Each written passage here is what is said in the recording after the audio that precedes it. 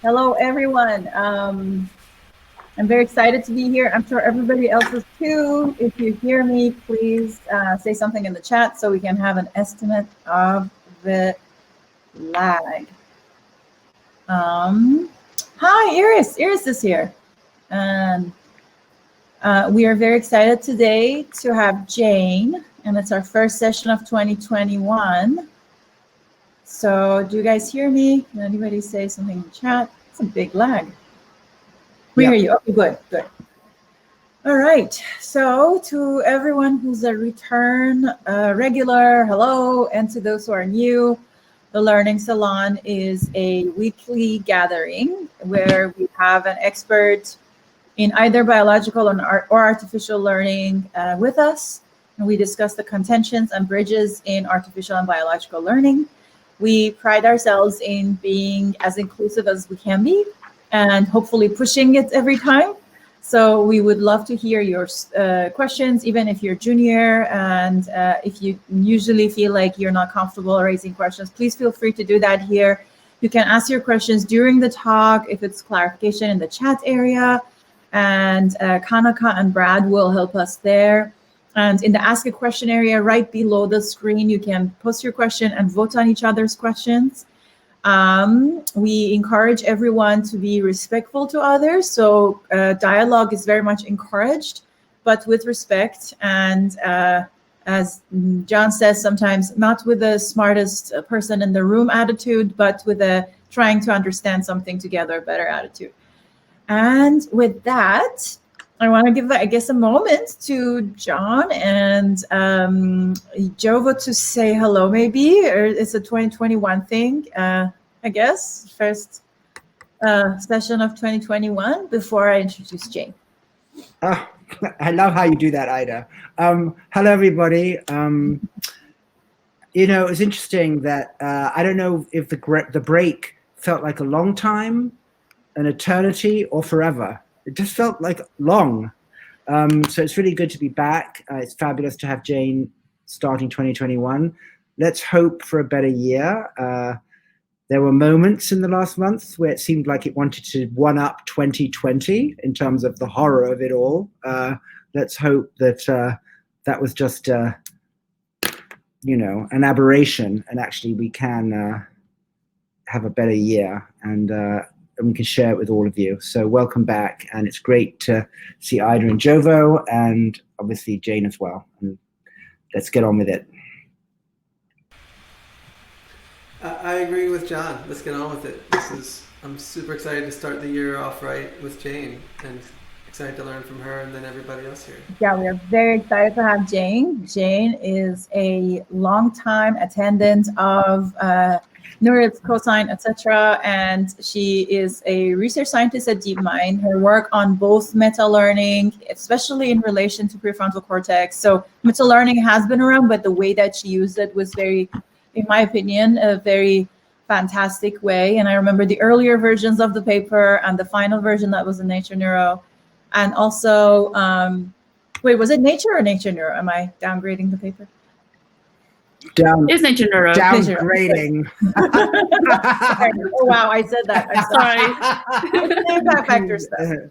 And then I also really appreciate that Jane writes short stories that I think you might still be able to find on her webpage, and it's science fiction, which is my favorite genre. And I really appreciate that about her. And I very much look forward to hearing about her work. She also has some newer stuff that if you guys want to check out her newer work, I don't know if she gets, you won't get to talk about those, but she has some newer work also that are very fascinating. But I think she's today focusing on meta-learning, so I'm not going to go into any more detail. Very much looking forward to it, Jane. We've been very looking forward to your session. I'm always a huge fan, and can't wait to hear your talk and discuss afterwards. All right, thanks very much, Ida. Can everybody hear me? Yes. Okay, I'm going to go ahead and share my screen.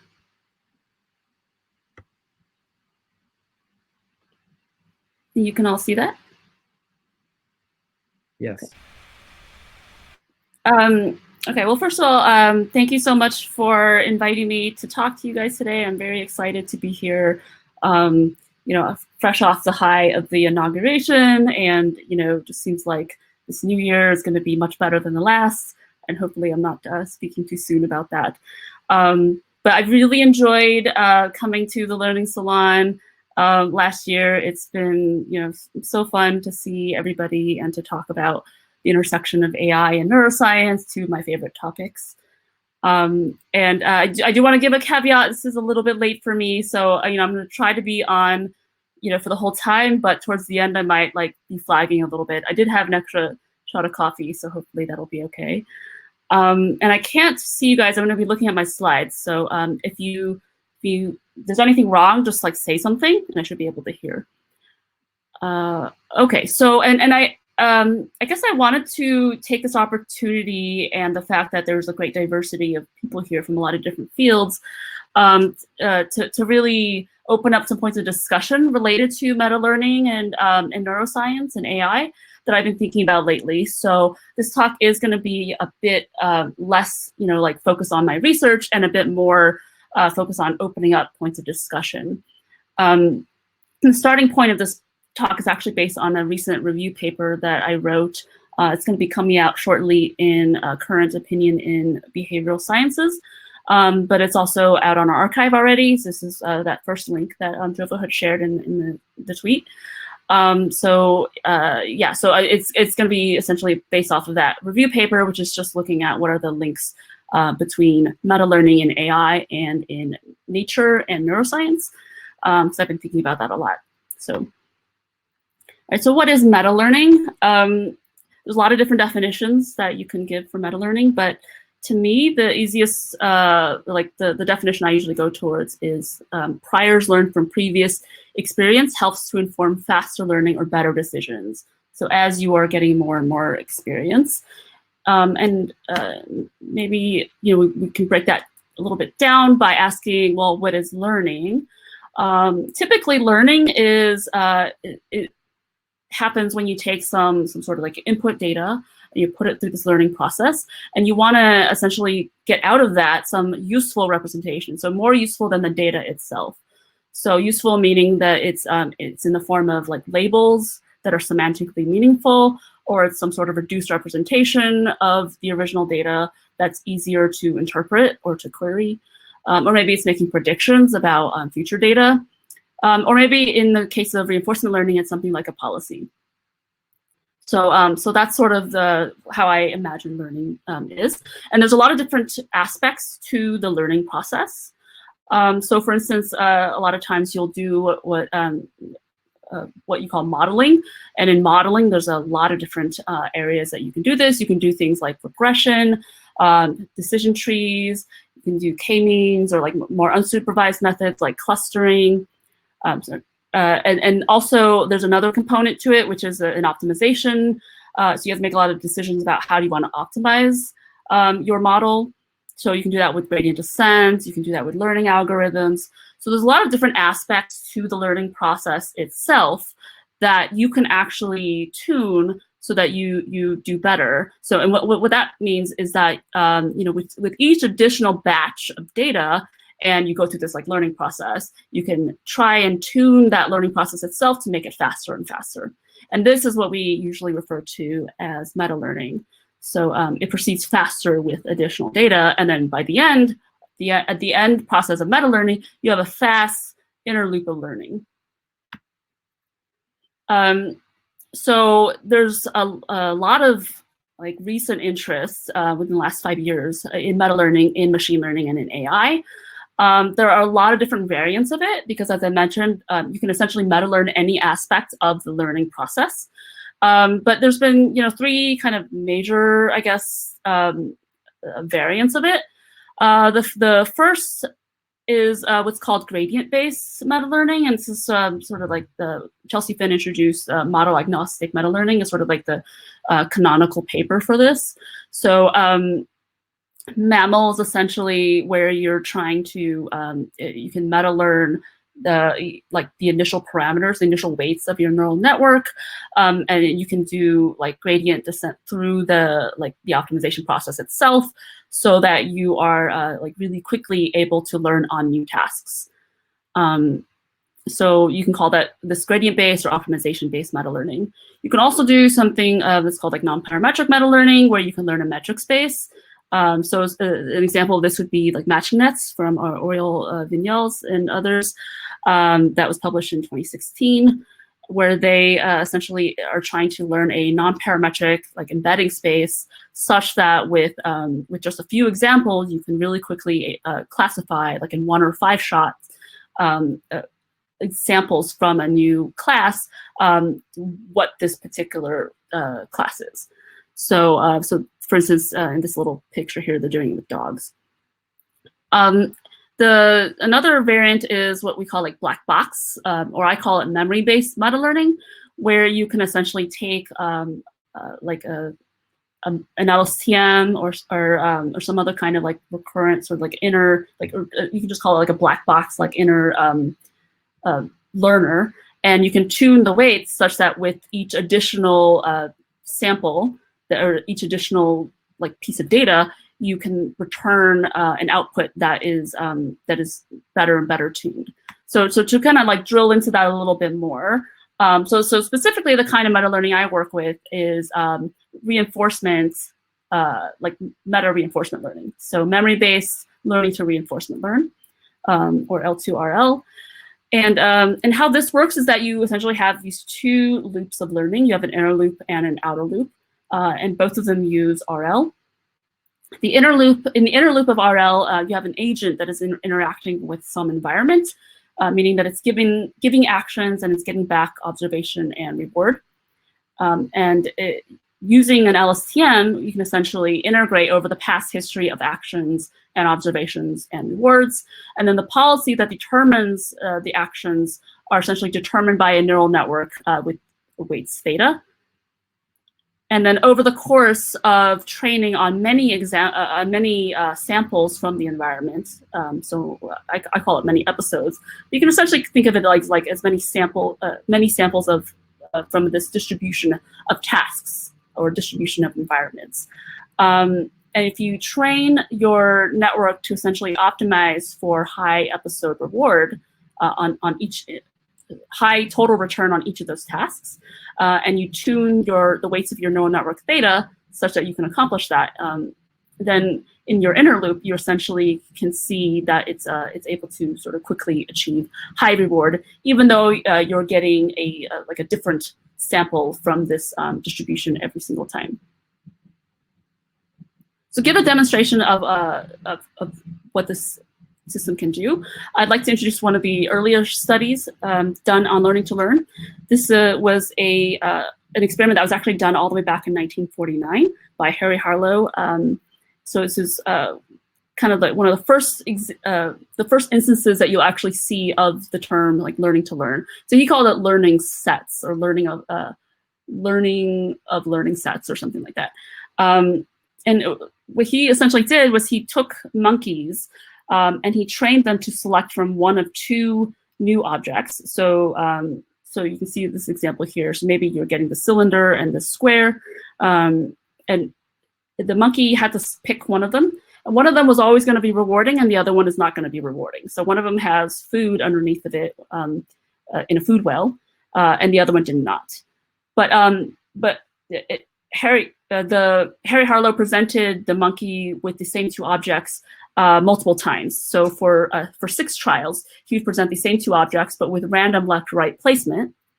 And then the monkey would have to select again to get reward. So essentially, the monkey had to learn that it wasn't the placement of the object, but it was the identity of the object. So it was always, for instance, the green object that had the food underneath, even if it was on the left or the right.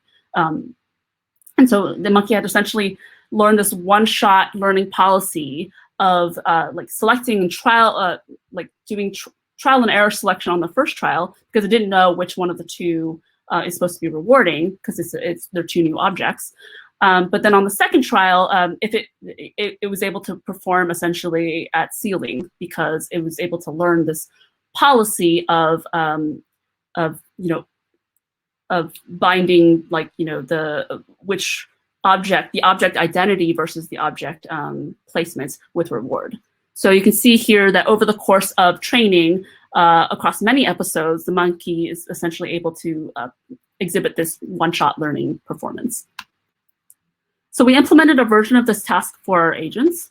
For practical reasons, we had to change it slightly so that the agent selects the objects not by picking it up, but by saccading, so you can actually move the video screen towards it so that the picture is in the center of the view. So you can see it doing that here, and there's always a fixation cross in the very beginning and in between each trial. You see at the end of 6 trials, it's getting 2 completely new objects, and then that it's never seen before, and then it has to saccade to one of them. And you can see that over the course of training over many episodes, you see the same trajectory of learning this one-shot learning pattern. And so important to note is that this performance, by the end of training, we can get this performance, this one-shot learning with the weights frozen. So we're no longer training the weights at that point. The weights have already been trained so that the agent can quickly adapt to the observations that it's given. So the observation of seeing 2 new objects and then making a saccade and then seeing that it's got rewarded or didn't get rewarded, and then it then learns to adapt to that for the rest of the episode. So that's what I mean by this inner loop of learning, which can be adaptive. Okay, so that was a very stereotypical example of learning to learn from cognitive science, because it was sort of created to exhibit this one-shot learning. But if we think about it, this kind of one-shot learning is actually quite common in nature in humans and animals. So in general, the priors that you learn from your previous experiences help you to learn faster and make better decisions about the future.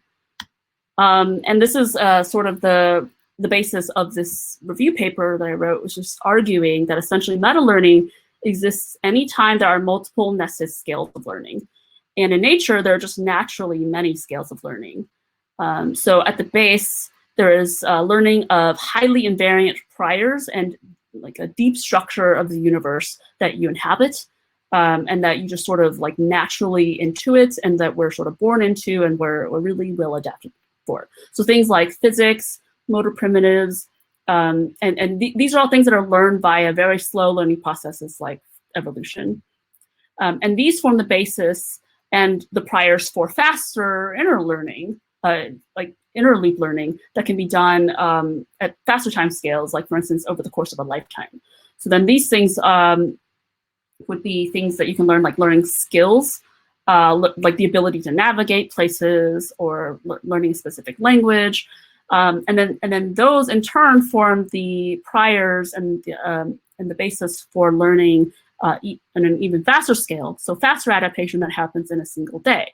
Things like learning a single task or playing a new game, finding a new specific location, trying to find a new restaurant, for instance. So I guess the point is that there are just these natural nested scales of learning that happen in the course of everyday life. And to put it more concretely, so I'm just going to give an example of a typical sequence of what might happen in the course of the day. You wake up, you have breakfast, you go to work, you go to sleep.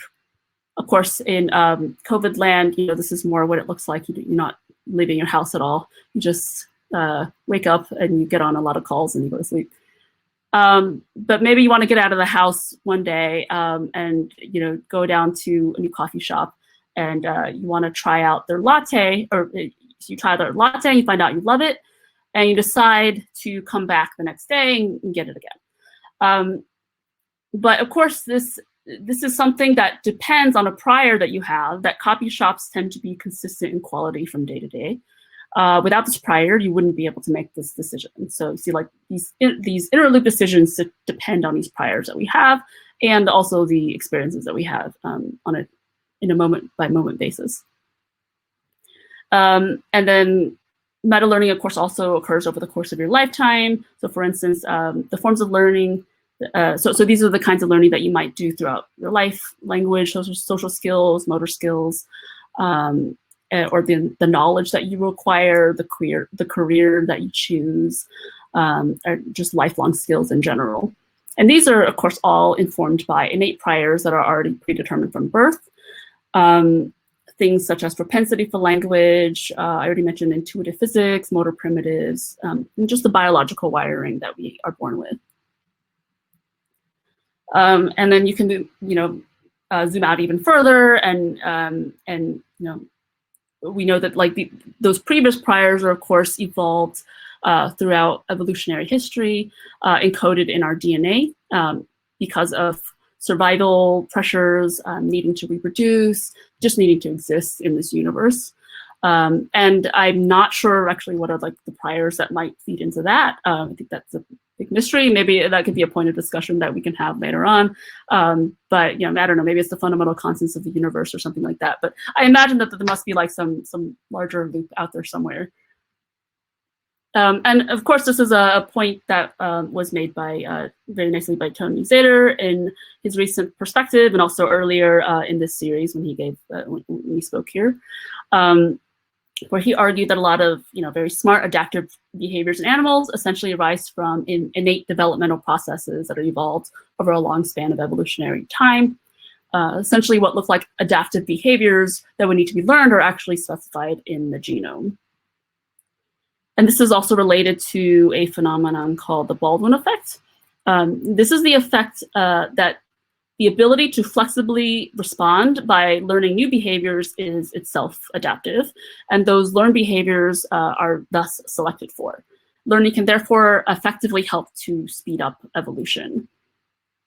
So in this diagram on the left, you essentially see you see these parameters P and H. So H are hyperparameters, but these are essentially evolved and evaluated on subsequent independent learning trials. You see these little P prime and that are coming off from there. So these are independent learning trials that then adjust the weights P to give some fitness F. The learned parameters themselves aren't passed on, only the original parameters with possible mutation. But it's the starting point. The starting points have to lead to successful learning trials in order to be assigned good fitness and therefore preserved. So through this process, you can get essentially a smoothing out of the fitness landscape, such that you always want to start off from places that it's easy for you to get to a good end place. If you started from there, say in the beginning of your lifetime. And if you know the mammal paper, or remember it from earlier in the talk when I talked about it, the diagram on the left should look familiar to you. And that's because it was actually inspired by a mammal. So the diagram on the left is taken from a paper presented at Gecko in 2018, showing that there's essentially a direct correspondence between the Baldwinian evolution and mammal. Of course, there is a difference. Because the Baldwinian evolution is a random search process. It's not calculating gradients or anything the way that the mammal does. So mammal calculates second order gradients, and so it doesn't need to do sort of this black box search. It's more efficient in that way, but it's also computationally a lot harder to calculate these second order gradients. Okay. Of course, there's still a lot happening during a lifetime, so it's not just about these long scale evolutionarily long learning processes. We also have learning that's done in a lifetime. And there's indeed a spectrum across which organisms learn at a combination of faster and slower scales, depending on how sophisticated their brains are. So of course, humans are the best example of organisms that do a lot of learning within our lifetimes. We have high capacity for fast adaptation and within lifetime learning. So we have a large range of behaviors. Whereas on more like the insect side, you have insects that are very fast to mature, and a lot of their behaviors are innately specified, and they have a much smaller range of behaviors. Within neuroscience, there are typically two types of learning that we tend to study. So we study both of these. We study innate behaviors, which the ones that are pre-specified from birth, and we study those that are learned So those that you can actually train an animal to do in a lab. An example of an innate process that's studied is place cells, which are neurons in the hippocampus that they seem to only fire when you pass through a specific location in a room. And this essentially allows you to form a map of where you are and orient yourself in space and to be able to locomote. Another example is our propensity to form language. This is something that just sort of seems to very easily happen with humans.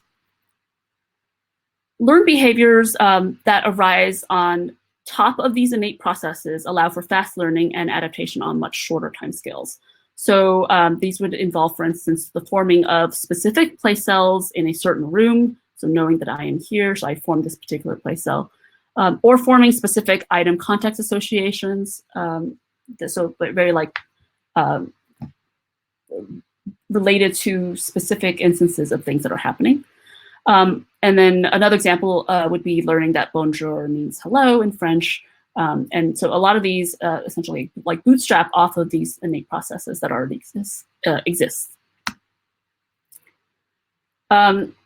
And we can see this happening on even faster time scales where both forms of learning are within a single lifetime. So, so I mentioned earlier, you don't need to necessarily have faster learning bootstrapping on top of innate processes. You can have faster learning on top of slower learning.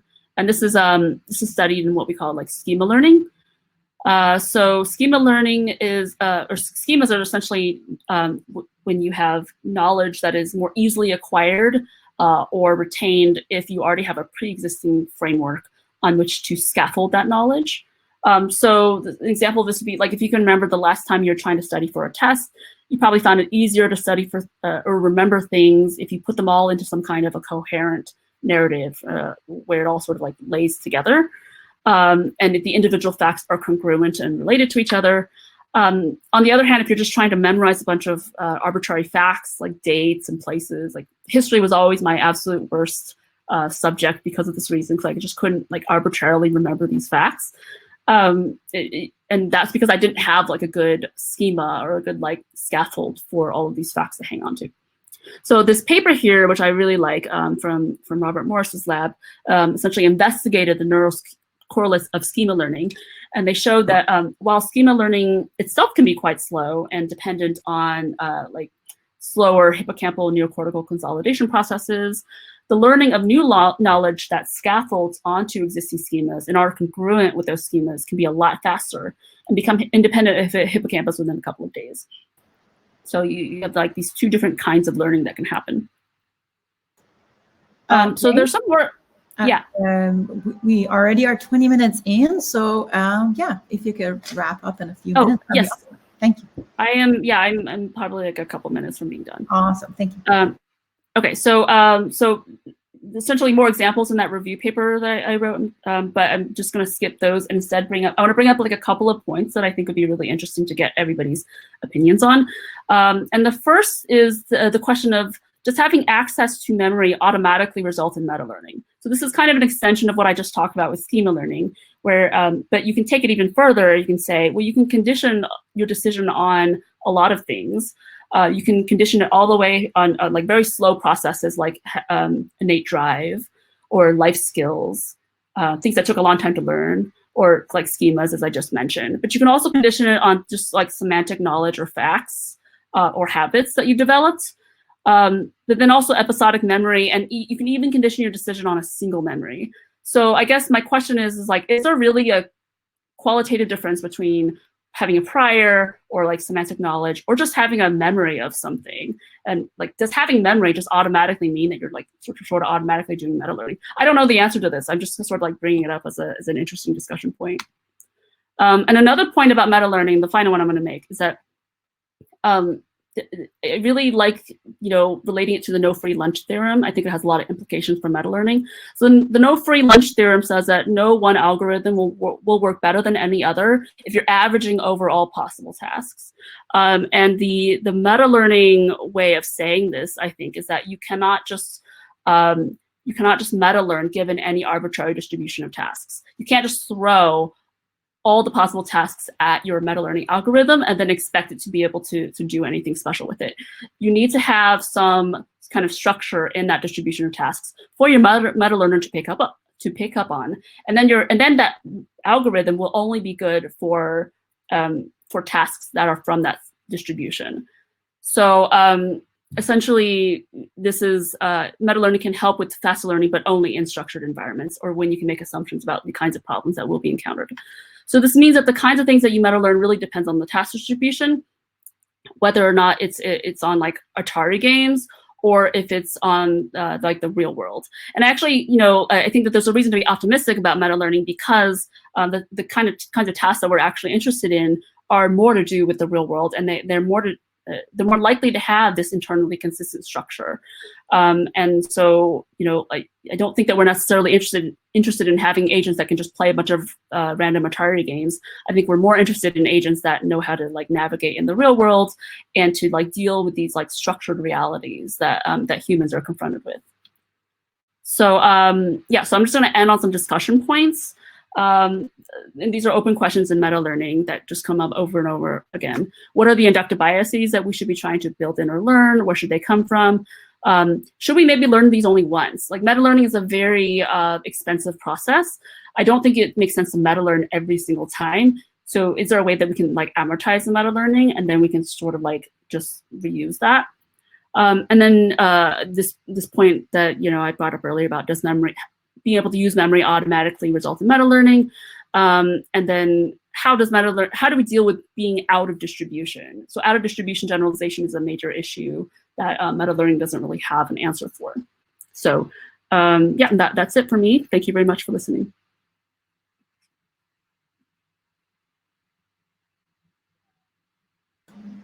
Thank you so much. My guess is that everybody is clapping hands in front of their laptops, but you can't hear them.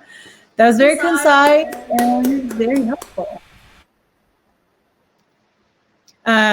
We would love Jovo to use his headphones. There was some echo somewhere. It was great. And so I want to first, the people in the chat are clapping hands, as you can see. Everybody really enjoyed your talk.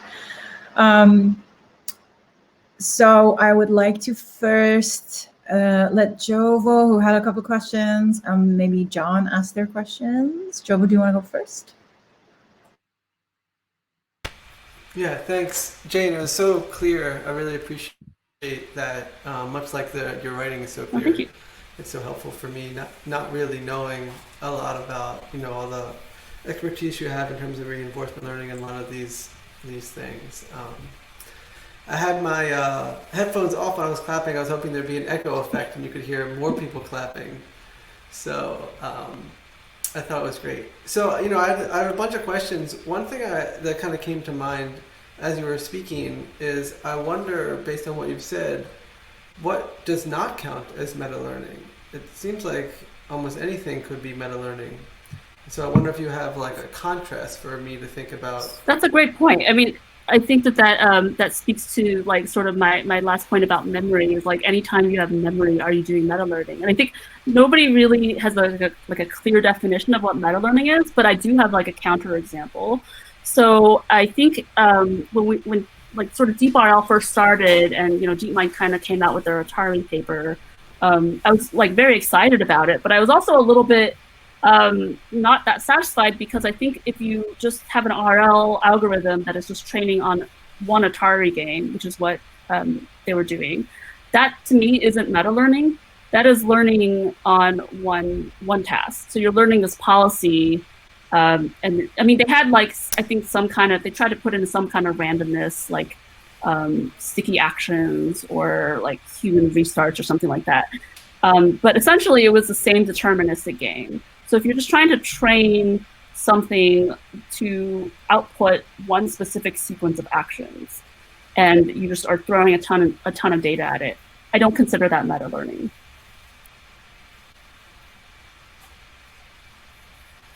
Mm-hmm.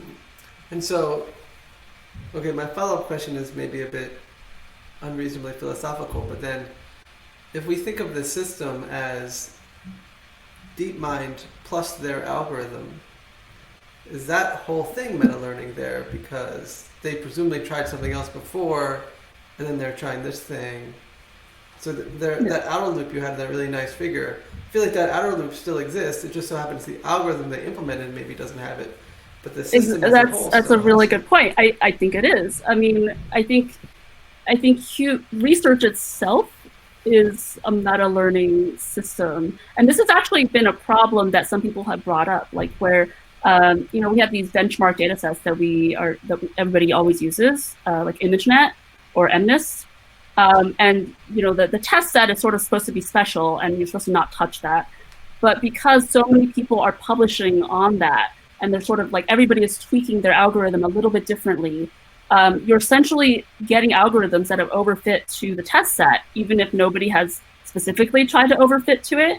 But you have this like meta learning effect where papers that just happen to get 0.1% better are published, and those are the ones that have like essentially meta fit or like overfit in a meta learning sense to the test set. And so I think you can't quite help but get the meta learning effect anytime you have this ability to tweak the inner loop every time you like come around to it. So yeah, I think that's a really good point.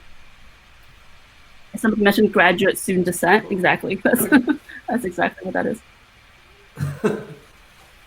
Yeah, that's why I thought the AlphaFold thing was particularly cool, because no one had ever, the protein folding community does a much better job in general with benchmark problems, because they have a new benchmark problem every year that no one has meta learned and overfit to. And then the other question I have is a term you didn't really mention but comes up a lot in kind of meta learning discussions, is this issue of continual learning and lifelong learning and catastrophic forgetting and catastrophic interference. And all these terms also kind of emerge out of cognitive science well before they were in AI, and now they're in AI. They have like a more or less a similar meaning. So I'm just curious to hear your thoughts on that and the relationship between those things and yeah, so those are definitely all very related, and a lot of times they are like even mixed in together. I think that the way that meta learning has been specified is a little bit more that like you have specific episodes, and that you have like these specific like two hierarchies, two levels of hierarchy specifically of learning.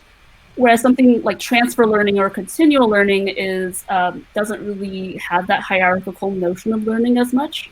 It's just sort of like you always just want to be doing well on the current task, or on like given the like transfer learning, for instance, you are specifically trying to transfer from having learned on just one task to like this new task that you're now being presented with. In continual learning, you're always trying to do well on just the current task, no matter what. With meta learning, you have always had this notion of like splitting it up into like a training regime and then a testing regime, even though it's not really that realistic. So in the real world, you don't have just like a training, like I'm meta learning now, and now I'm no longer meta learning, and I'm going to be like in the test regime. That's not like how it really happens in real life. And so I think this is probably just a formalism that people have put on in the AI community, because it's easier to think about in that way. It's easier to evaluate. Transfer learning and continual learning is like notoriously difficult to sort of evaluate and to like really define, because I mean, like you have to say, for instance, in continual learning, you have to specify not only how well are you doing on the current task, but also on all the previous tasks that you've seen. And you might want to plot like, how long has it been since I've seen a certain task, and how well am I still doing on it? So there's all these different ways that you can measure how well you're doing at continual learning, whereas meta learning, it's really easy to measure. So I think it's more just like a formalism in a way, like an approach of more than that they're qualitatively distinct on any level. Cool. Thank you so much. I'm actually going to turn your slides off so we can see everybody's faces bigger. Oh yeah, it's good. Good idea. Thanks. Okay, great. I'm happy. John or Ida, do you guys have other questions? I think John should go next, but before that, I'm just going to give a follow-up to something that we were saying.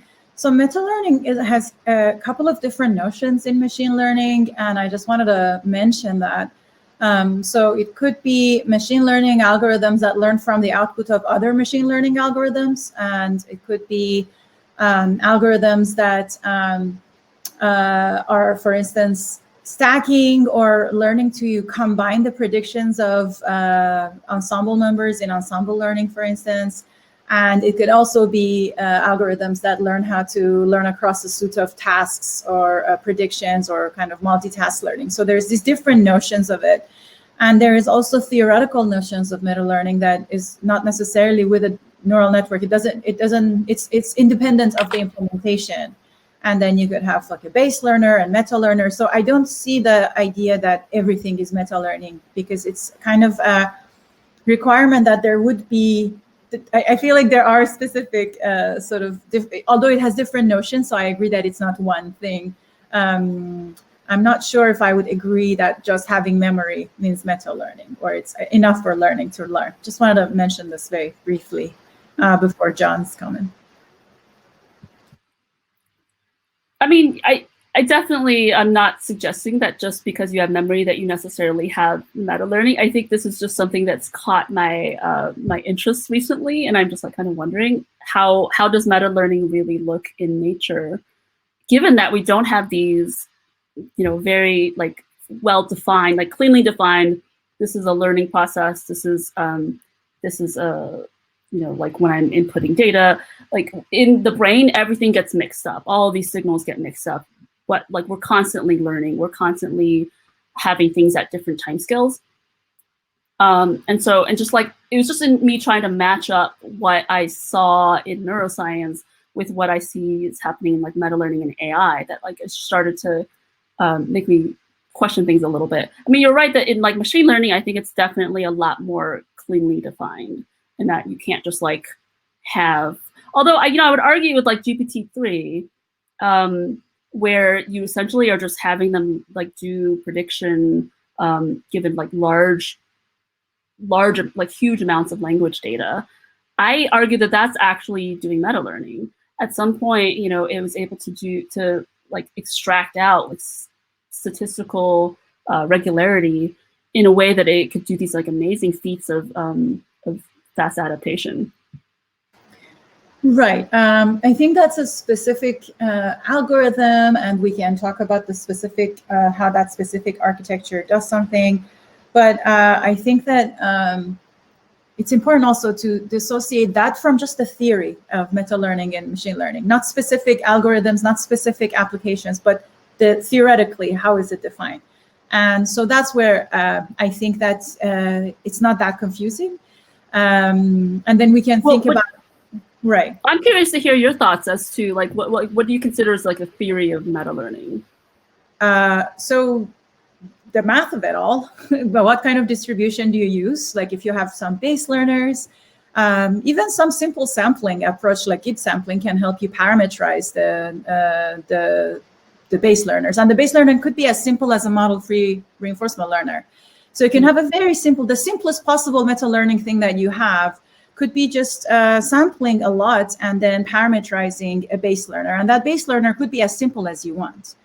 So I, for instance, think about not just me, but Robert Chapar, Miro, Dudek, a couple of people that I work with. We work on, mathematically, some ideas of evolution is basically some kind of meta learning, because over the course of many samples, it's learning to parameterize something within the base learner. If it's one species, if it's multiple species, it could be the algorithm across different species. And so when I think with that kind of theoretical, simple mathematical idea of meta learning, it becomes easier to translate it at different levels, whether it's within the brain or across species in evolution. So that's the reason I wanted to bring it back to that kind of the most basic notion of it, rather than specific ways in which deep neural networks might be implementing it, so to speak. But I totally agree with you that this could be sort of mixed with one another in some bigger neural networks that in ways that maybe the designer was not privy to it, or maybe didn't intend necessarily, but some effects might happen. I completely agree with you. So I have a follow-up question for you. I don't know if that's allowed. But so I hear you. That totally makes sense. I wonder, do you think in nature there are clear instances of not meta learning? I don't know what that Or question just means, to formally be not honest. meta? So I don't know what that question means. Yeah. Well, taking from what Jane said, there's these inner loops and outer loops. So we learn a task, but then we learn how to do tasks. So to me, that seemed like I have a hard time thinking about when I've learned a task that I wasn't also learning something on the distribution of tasks per se. It just seems like I'm always doing that.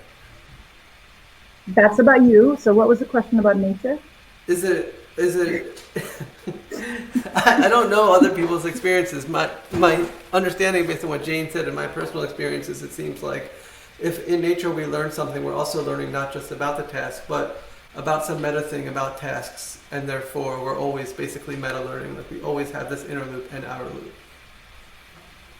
Yeah, I don't understand what it would mean that it's always happening. I don't understand what you mean. In what species are we talking about in nature?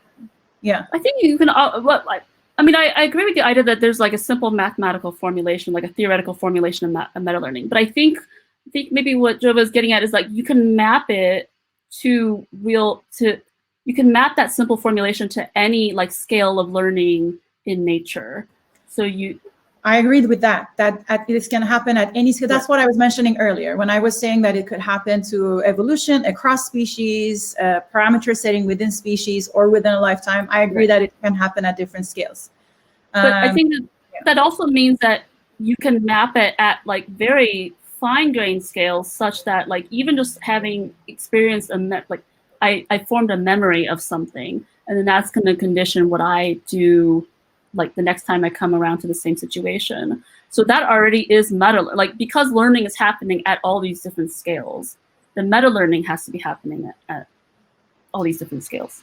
I think you're saying two different things. The fact that meta learning can happen at different scales is one statement. The fact that all kinds of learning is only meta learning is a totally different thing. I don't think any kind of memory retrieval or priming by memory is meta learning. I don't think so. No, I'm not saying all learning is meta learning. Yeah, okay, no, yeah. And all memory effects are not meta learning either. Does that make sense? I think a lot more of memory related decision making can be formulated as meta learning than we might first expect. But as I said, this is kind of I'm just like thinking about this. I'm not making that claim. But I would love to hear from people in the audience to see what. Yeah, that'd be making me put that for the poll or something. If we can formalize it in a nice way that people can chip in. I think that there is a neuroscience psychology idea of meta learning that's a little more lax, and there is mathematical notions of it. And I think I would like to separate them. Not just the verbal meaning of learning to learn. So I want to put that aside for a second because that's very general. And I agree with you that phrase, that verbally could make sense in so many situations.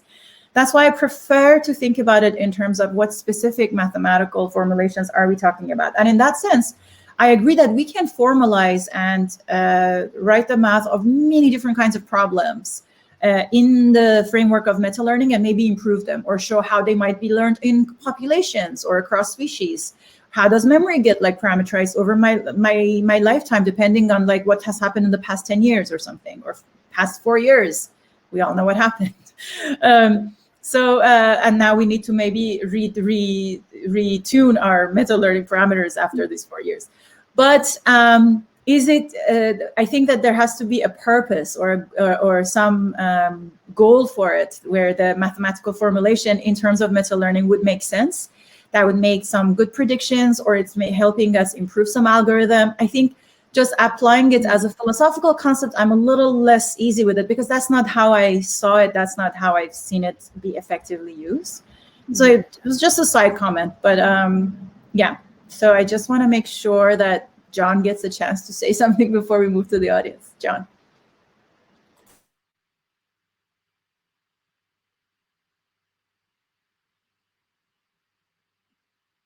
You're still muted. No, I'm not, right?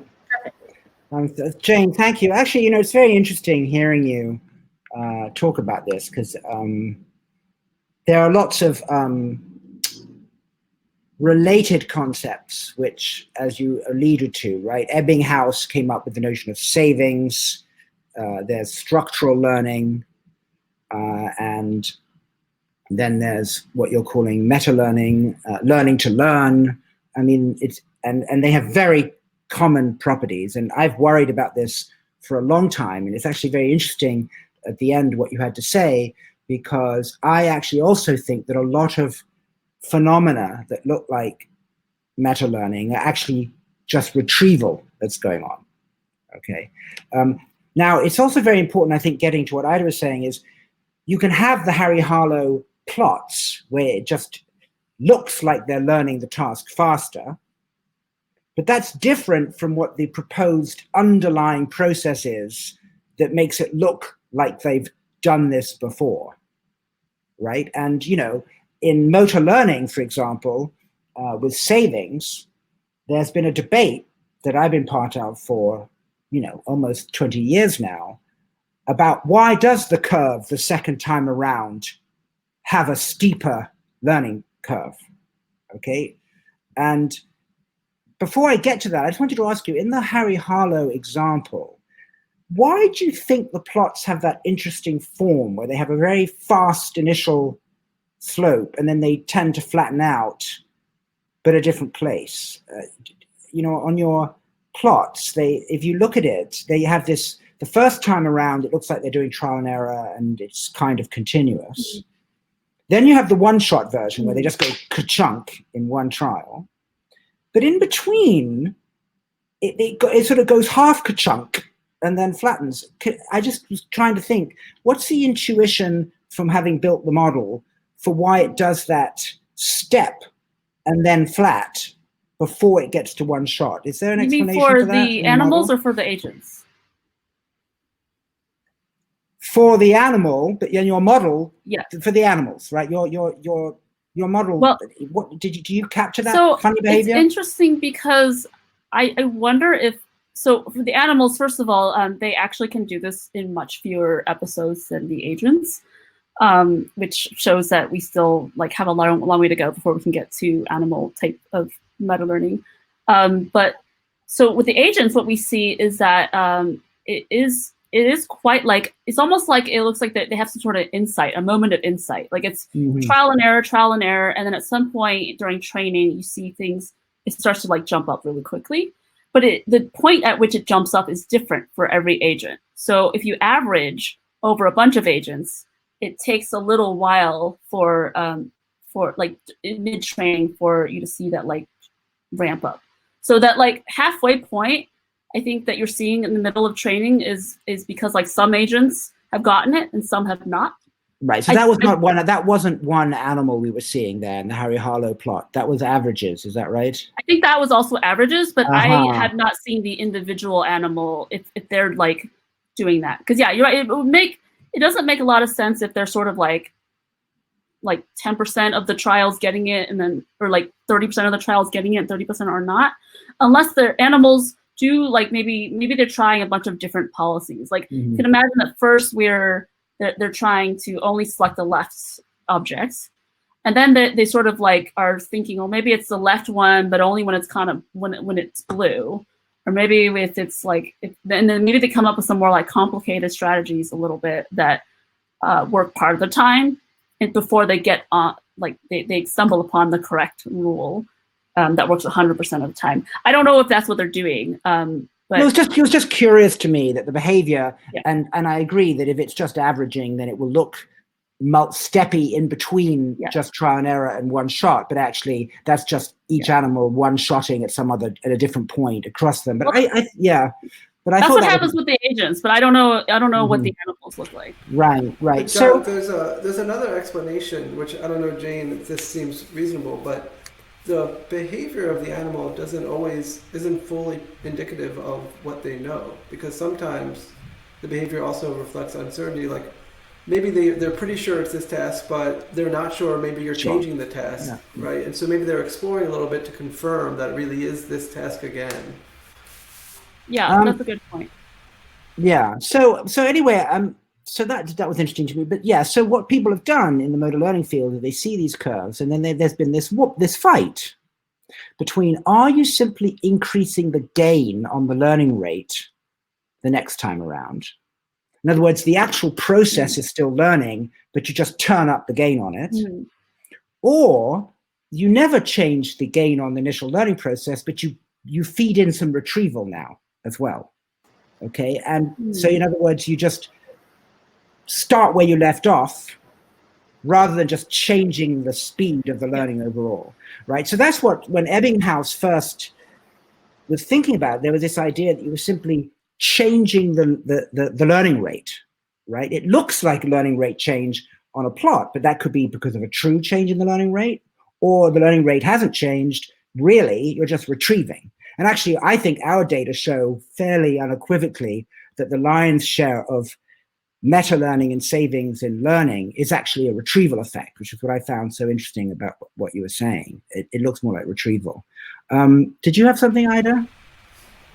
Yeah, on that, I just want to say one thing. So there's a warm starting, like where do you start with your learning rate? And let's say I warm start with a learning rate of 0.2. And then in some tasks, the meta learner might sample a lot and realize that now the learning rate needs to go up. In some tasks, it might need to go down. In some tasks, it might need to realize, I can just increase, if it's giving weights, parameterizing the weights of different classifiers, or learner versus retrieval versus something else, it can assign which weights should be there. So I think that what you're describing for the specific tasks, it's an interesting discussion. But in the bigger picture of things, meta learner is supposed to get a lot of samples to be able to parameterize other base learners.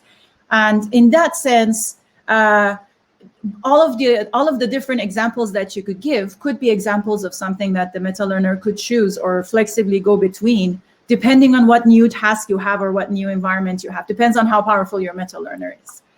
So one meta learner could be just thinking, or could be just there to figure out when learning rate should change or how, like parameterize that.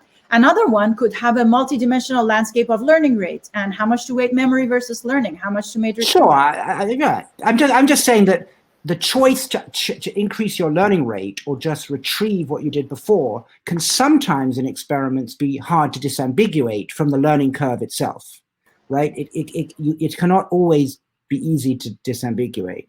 And I just find that really interesting. And then it seemed to me that when it comes to retrieval, and then you came to this idea of the no free lunch theorem, and it's got to be within a subset of task space, and then somebody brought up in the chat, the rules for this subspace, so you can just turn the knobs, how to turn the knobs in it. But it leads to a very thing that really baffles me, and I'm going to impose my bafflement on everyone on the Learning Salon, is the notion of task. We use the word all the time, right? But I've always thought that the word task has a dangerous circularity to it, right? Because if you say that you generalize from task A to task B, well, is that because you're allowed to call them different tasks and it's true generalization, or is there hidden shared structure in task A and task B? But if there's hidden shared structure in task A and task B, why have you called them task A and task B versus just not versions of task A? And then there's no generalization because it's the same task. But if you use generalization as your probe for the difference between tasks, you can't then turn around and study generalization once you've defined the task difference based on generalization. So I was wondering, how do we have a generalization orthogonal definition of task before we begin to test for generalization? Because we're not allowed to use generalization twice. Do you see what I'm saying? So do we have a formal theory of task that doesn't get itself into this circularity? I think that's an excellent point, and I think that's actually something that I've been harping on for a while. In meta learning, in like the meta learning benchmarks that are like, especially like meta RL benchmarks that we have, they're like, I think they have notorious weaknesses and that a lot of the differences between two different tasks is just like you've tweaked like one of the task parameters slightly. I need to reach over here instead of over here, and they call it a different task. Right. And there's like, I think that more and more people are starting to realize that that's actually a really poor way of specifying tasks and of saying that, oh, now I'm meta-learned and I can like generalize to new tasks. And there hasn't really been like a good theory for how we can quantify how related two tasks are. I mean, when you talk about a task in RL, there's many different ways that you can quantify it. Even if you just play like the exact same tasks again, if my policy changes, I'm getting different observations. So you can call that a different task. But you can just add noise, and then all of a sudden you have a different task. And nobody has really been able to like come in and say, well, this is definitely a different task, or this is the same task.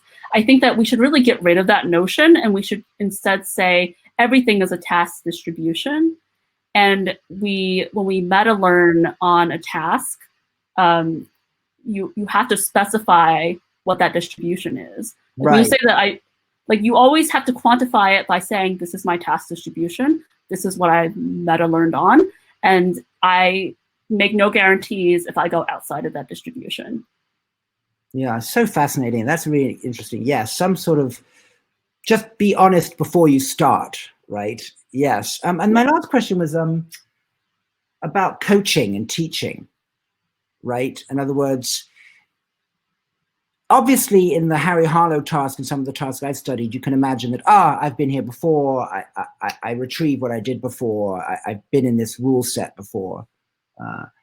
But when a good coach comes along to a completely virginal learner, right? So the coach comes along and teaches somebody how to ski or to skate, and they give verbal instructions to that person, and that person learns, skating or French faster than they would have otherwise.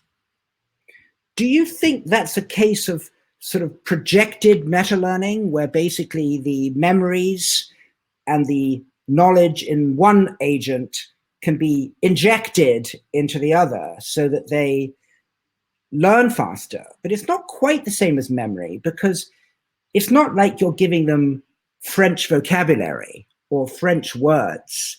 You're giving them really a way to learn. So would you agree that that's really more like learning to learn itself than just injecting memories into a person? And so I guess that was my way of thinking about the difference between truly learning to learn versus having knowledge that you're given or memory that allows you to short circuit having to do that bit of learning because it's already been done by you or someone else. But it still seems to be different than the proper way to go about learning a language. Learn the first little words first, learn the grammar. So do you agree that there is a difference between learning to learn itself versus just having bits of knowledge that short circuit having to do a little bit to do the learning? I think I do agree with that. I mean, I think, teaching is a notoriously difficult thing to do. And you're absolutely right that you cannot just, as a teacher, you can't just like shove a bunch of facts at your students and expect them to be able to absorb it. It has to be coming in a certain way. And I don't know if it necessarily needs to be like if I were to try to meta learn something myself, would I get the same sort of set of revelations as I would get from a teacher, for instance, or would those be different? Like if I were to do something myself, would it necessarily be different than if a teacher were to show me?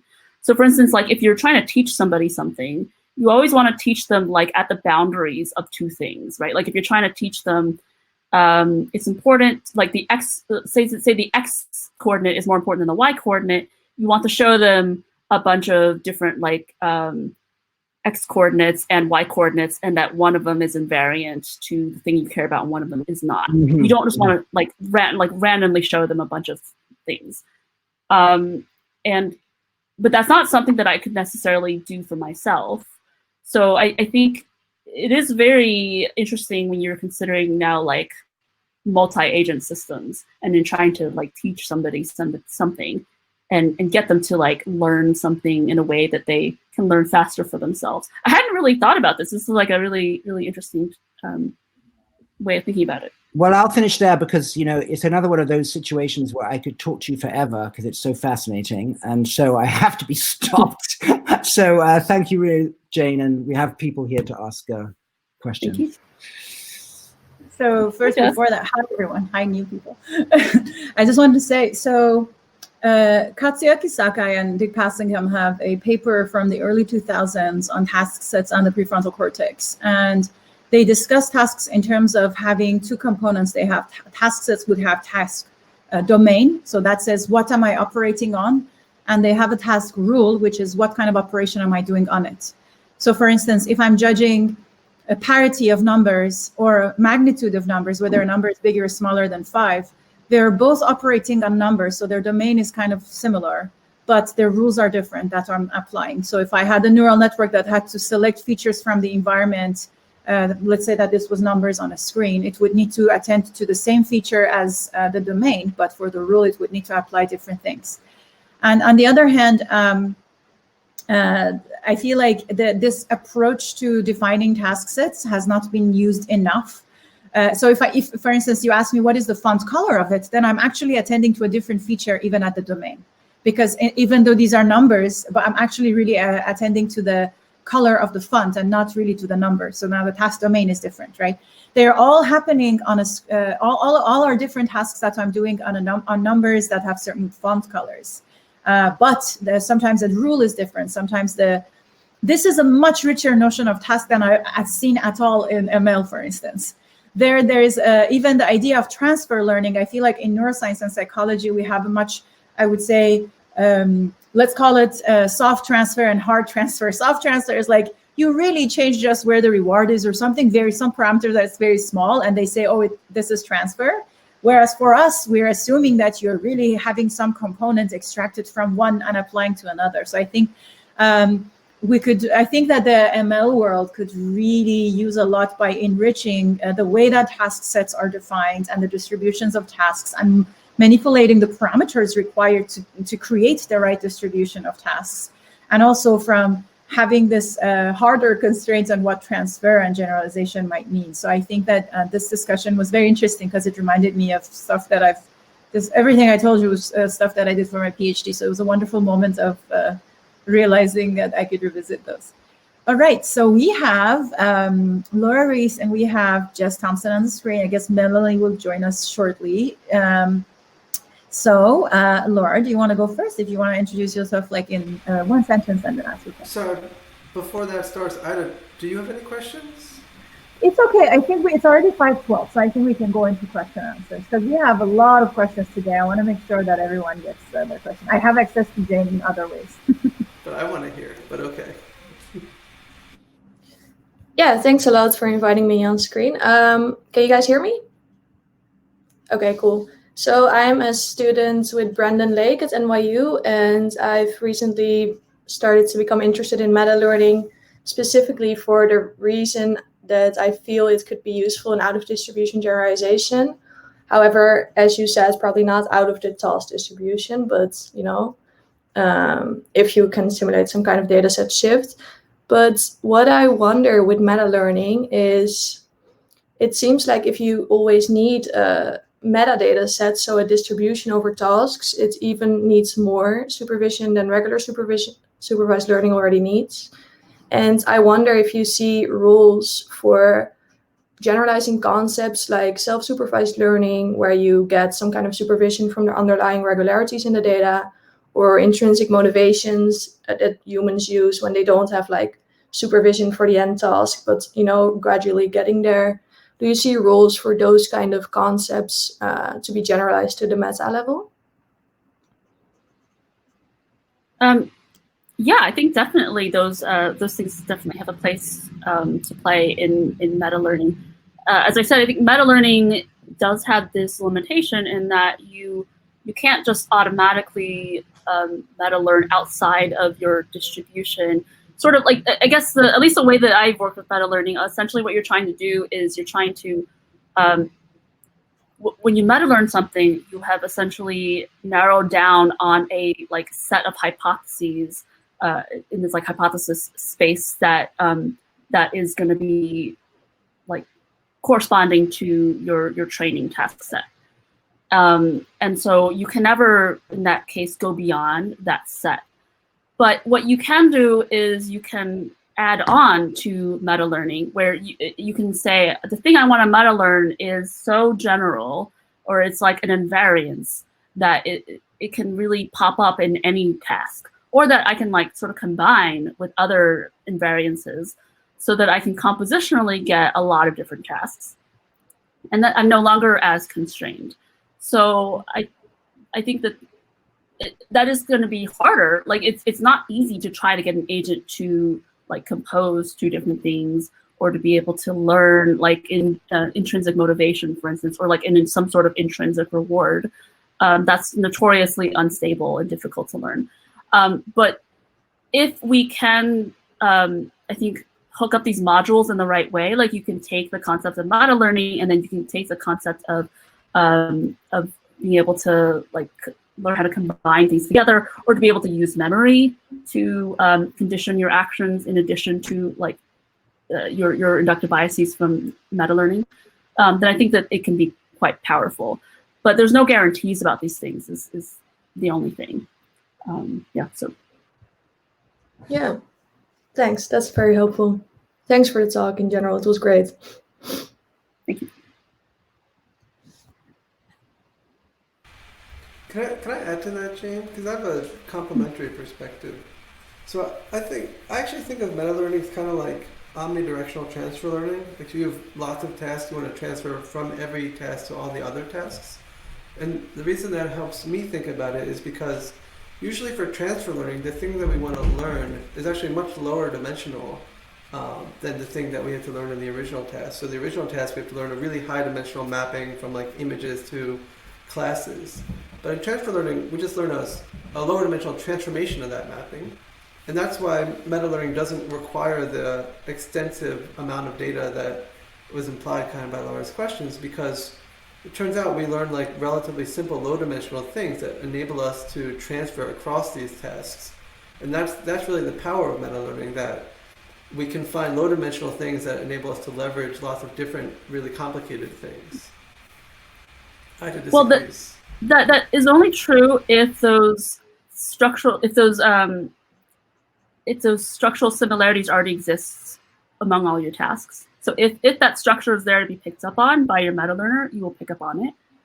But you cannot have any guarantees for something that has no structure in common whatsoever with your training data. I guess in that sense, I kind of formulated my question maybe a bit wrong, where I would mean that you kind of need access to different tasks that imply indeed this structure, where you could sensibly learn the structure from these different tasks. If that makes sense. Yeah, if there is structure, you have to make some assumption about the thing that you're trying to transfer to. If you can't go in with no assumptions at all and expect your meta learner to be able to work. But I guess the hope is that the kinds of tasks that we would be interested in, we can assume certain kinds of structure because we're interested in the tasks that humans can do, or that would be useful for us, and that we can hopefully try and instill our meta learners with those kinds of assumptions and inductive biases, such that they can then sort of deal with a whole set of situations that we would be interested in. Yeah, that's right. Thank you. I should have said, if meta learning works, it's because of this structure that I was kind of presupposing. But it certainly can be the case. You have lots of different tasks, and they're not at all related. And then you need a crazy high amount of data, like Laura was suggesting. But also, I just want to highlight that meta learning and transfer learning are not the same thing. And there is no and also meta learning doesn't need to learn the structure in the environment. All it needs to learn is what are the learning parameters with which the base learner can do better learning. So it just needs it. So it will also depend on what your base learner can do. If your base learner is a model-free reinforcement learning learner, for instance, or if your base learner is learning representations of the world, the task of the meta learner is different. It's not just for switching between things, it's to find the right learning parameters to cope.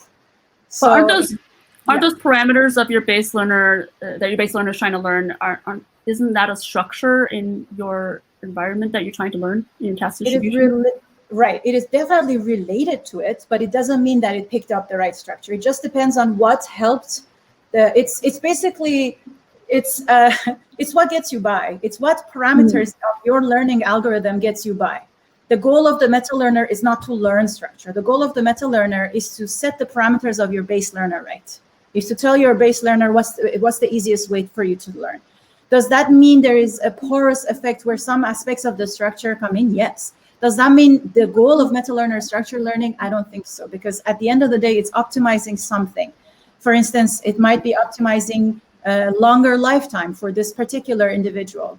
It might be optimizing for better priors in the architecture of this species, or it might be optimizing, better priors for the next evolutionary, part of the branch or something. So it's not necessarily.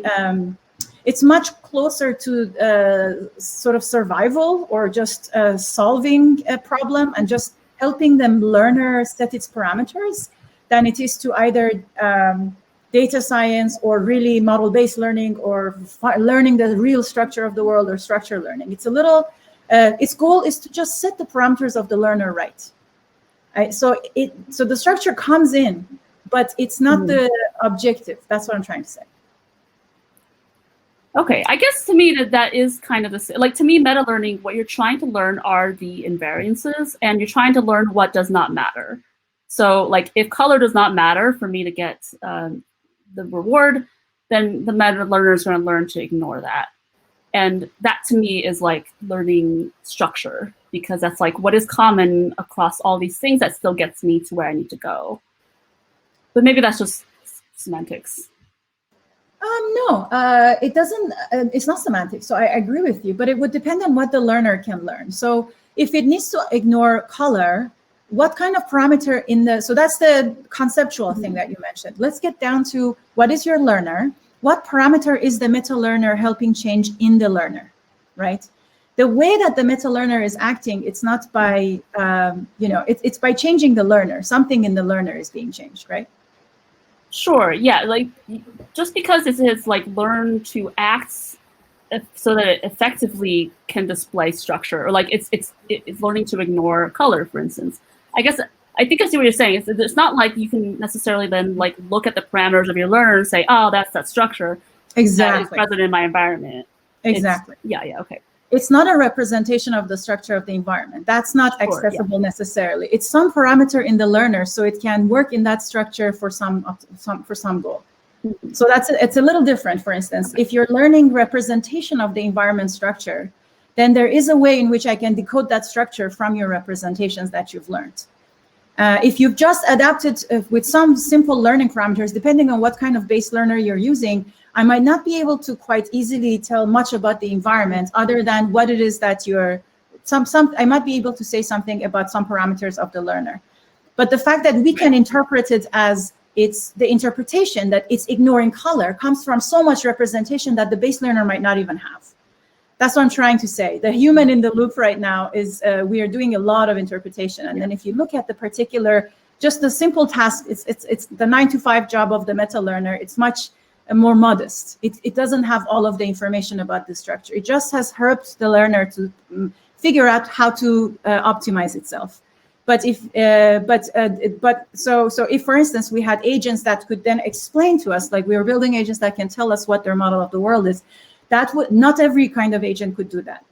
You need a lot of extra stuff on top of it so that the agent knows what color is, so that the agent can explain that, or that the agent can say, oh, I see, it's the color that I need to ignore, right? because I understand features and I understand ignoring and attention and I understand the notion of task. That's a lot of things that we are adding on top of it, which then makes it seem like, makes a lot of things seem similar to each other. But the modest meta learner, base learner are really doing something simpler. That's what I'm trying to say. Thanks, Ida. Jess, we're happy to have you again. Hello. Hi, Jane. Thanks for your talk. Hey, Jess. My question is about evolution. And when we talk about the role of evolution in intelligence, a common refrain is basically like, oh, that's just meta learning. That like in our machine learning models of intelligence, that, you know, the meta learning loop, the outer loop is like evolution, and that kind of covers it. And so I've been thinking about, you know, how accurate that is. You know, you talked about in your talk how there are these important differences between kind of natural evolution and, you know, gradient-based meta learning. And so, yeah, I'm wondering if you think, or if you've thought about kind of, you know, is there something special that we get from evolution? Evolution is, you know, really about the relationship between an agent and its environment and what kind of results from those interactions.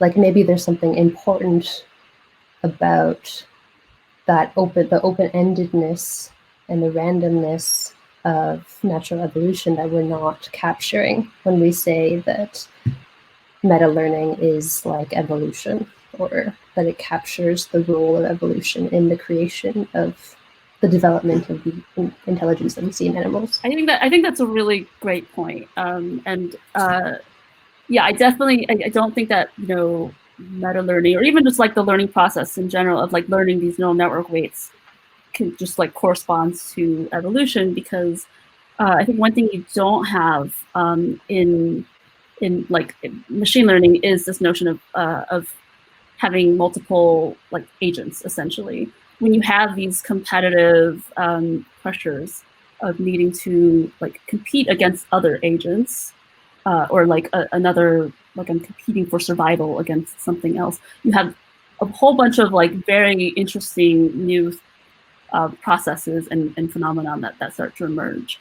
The kind of evolution that we typically have seen, like with like neural architecture search, or just like evolving architectures, or even like evolving weights, those are typically done in a very like natural evolutionary strategies kind of a way, where you're almost doing like black box search.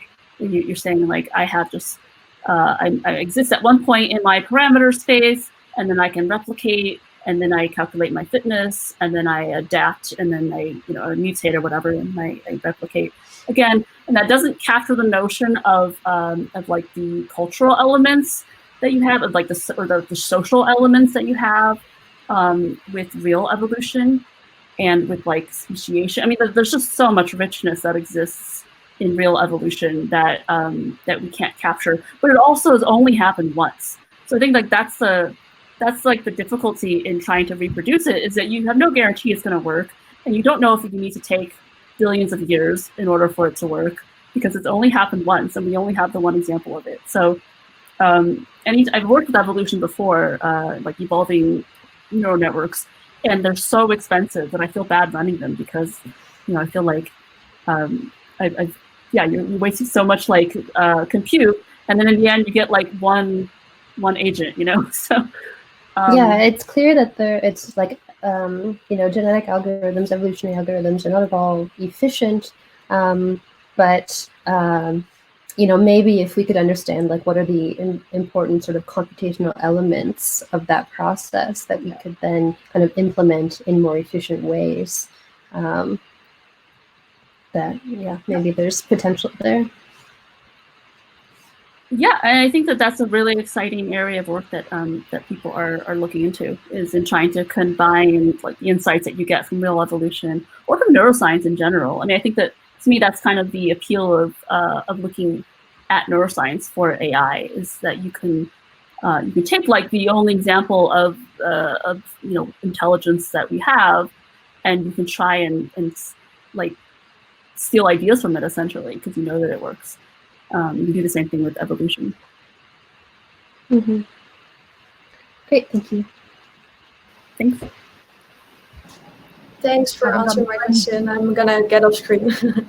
Bye-bye. You can ask more if you guys have anything more. Melanie's not here yet, so are we inviting Melanie? I can invite her, but I still think there's a limit of 6 people. Oh, I see. Right. So we say goodbye in order so that we can have Melanie on screen. And then after Melanie, we had, let's see, Melanie has the highest voted question and a lot of Q&A underneath it. I answered to one of the questions. We were asking if plasticity is the same as meta-learning. And they say plasticity requires restructuring and meta-learning seems an interactive process until reaching model that can apply one-shot learning. And my answer was that plasticity is just learning. The process that sets the parameters for plasticity in a given species or part of the brain could be seen as meta-learning, but not plasticity itself. Oh, there's Melanie too, by the time I close the chat. Just one comment about that. Hi, Melanie. When it comes to the brain or learning, yes, learning requires plasticity, but a plastic change in no way implies that learning has happened. So there's a tendency to make that logical error. It seems as though in order for learning to happen, you need plasticity, but just because you see a plastic change doesn't mean that any learning has happened. I think they're not synonymous. So, so not only it's not meta-learning, not only it's not synonymous with meta-learning, it's not synonymous with learning. With learning, right, exactly. So, John, am I right in understanding you're saying that you need plasticity to have learning? The default idea to have something that isn't short-lived, like working memory, that if you want to actually have a lasting skill or knowledge, that something structurally has to have changed. Okay, so in other words, that something has changed physically to be a permanent thing that you've learned. Yes, I mean, there are people, and there are discussions about this in terms of reverberating circuits and other ways, fast synaptic learning. But I think in general, the way plasticity, by the way the word came from, is that like a piece of plasticine, you push it and it changes its structure, right? And all I'm saying is structural change of some kind is required for learning. But if you see structural change, don't think that learning has happened. And that happens all the time in the neuroscience literature, by the way, that people show something changing and this to assume that that means that learning must have happened. And I'm just saying, you mustn't make that logical error. That's all I'm saying. I feel like there's a t-shirt in that.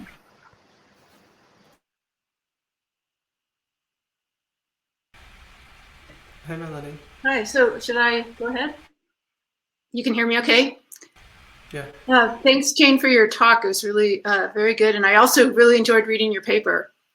A long time ago, I had a project working with an evolutionary biologist on something like meta-evolution, where, evolution has its own parameters, like mutation rate and recombination rate, and where to mutate, mutation hotspots, and literally the representation in the genome can be changed. And it turns out that all of these parameters, if you will, hyperparameters, are represented in the same way genetically, that there's kind of a uniform representation. And the mechanisms for meta-evolution are the same as the mechanisms for evolution. It's just natural, genetic, the kinds of genetic operations that happen. And that was really interesting. And it makes me think that, when you're talking about meta-learning in the brain, I'm just wondering if there's really, this is sort of related to previous discussions, but I think it's a little bit different point. If there are different mechanisms of learning and meta-learning, are these really different mechanisms that take place in the brain? Not talking about timescales or kind of whether they're different things, but rather could they have the same kind of mechanism? And is there any evidence? Do we know anything about the brain and these different kinds of processes? I almost feel like that what you're getting at is like systematicity or something, or like the ability to like bootstrap off of one learning process and then turn it into like an inner learning process. Is that what you're? Yeah, kind of. I mean, getting at that. You know, an analogy is, you know, there's this notion that, you know, we have these kind of place cells for physical space and time, but those same neurons and same systems are used for more kind of abstract concepts too. So could it be that, you know, we have these mechanisms for learning, neural mechanisms for what we call learning? Are those exactly the same as the mechanisms for meta learning? So I can actually, you know, sorry, there are very nice examples in the neuroscience literature to show no. The answer to that is sometimes yes and sometimes no. So I'll give you an example. If you take a patient with Huntington's disease or Parkinson's disease, and you give them a visual mode adaptation task, and you watch them learn the first time, they're indistinguishable in their learning ability from an age-matched control. Okay, so they have the same learning rate, same amount of learning, and then you have them learn again. And the age-matched control will show meta-learning. They'll show huge improvements on learning the second time. The patients won't at all. And that's because the learning process used to do it the first time, they have in both cases, and we think it's cerebellar-based learning. But the retrieval mechanism that is responsible for the savings that you get afterwards is actually basal ganglia dependent, right? It's a different mechanism. So it's a perfect example where, and it gets back to what I said to Jane at the very beginning.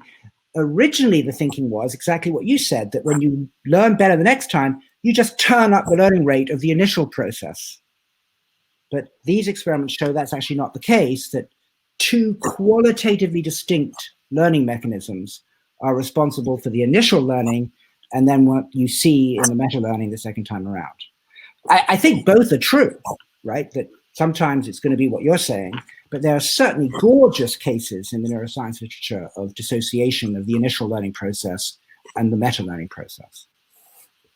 Okay, that's really interesting. Thanks for that.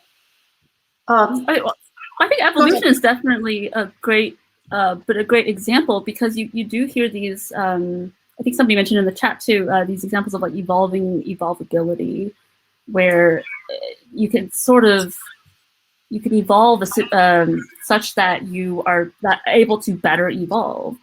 And I don't know if that's something that's like like that is very common with meta learning, that like once you get a certain learning process or a certain like maybe a certain level of abstraction in your learning process, that you automatically will get meta learning, or if it only exists in certain like very specific situations.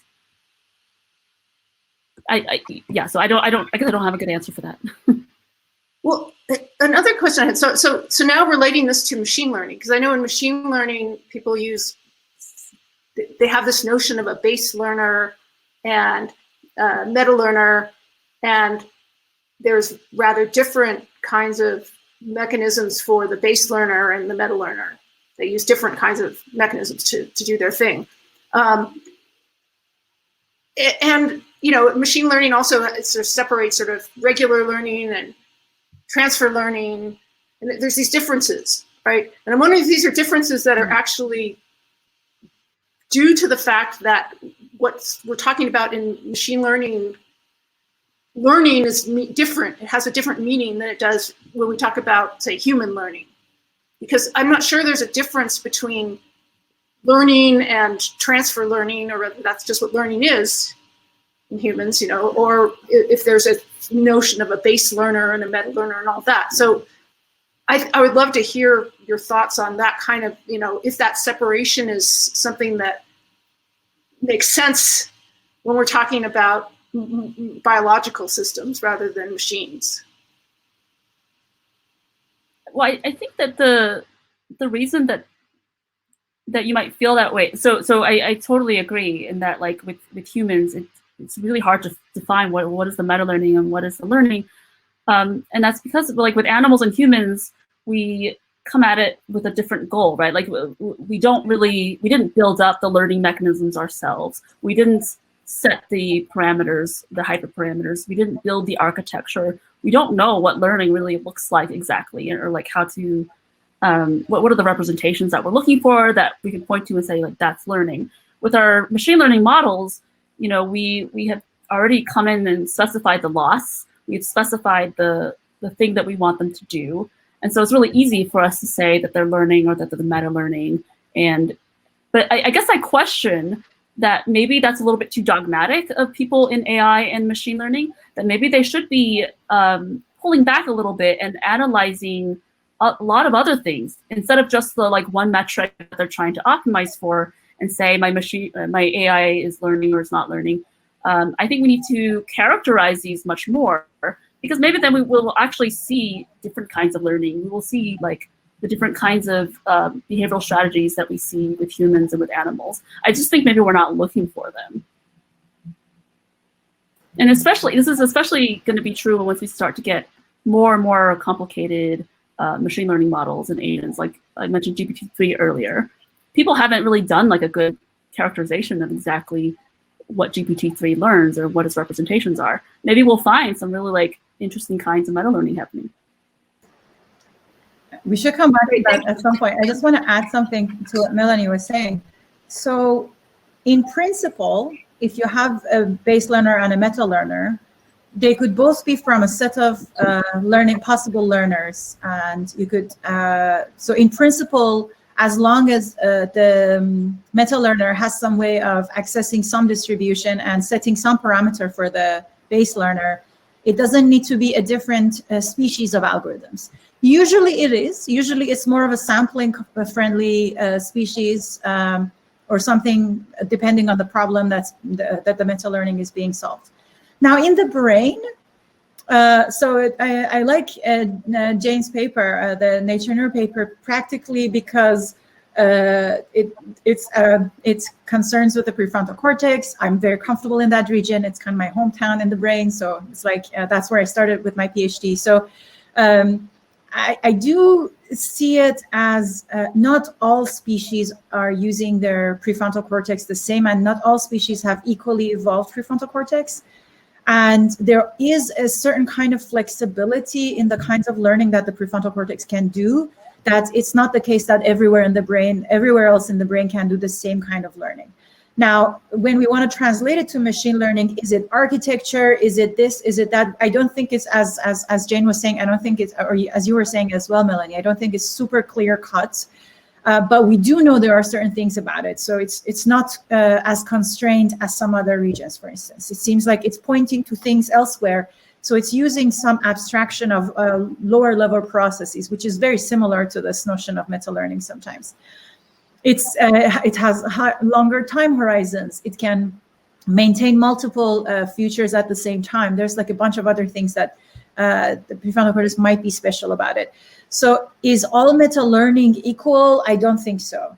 You can have meta learning of you can have meta learning at the level of E. coli and bacteria, or you can have a meta learning at the level of a human learning something, or you can have meta learning at the level of a dog or a rodent.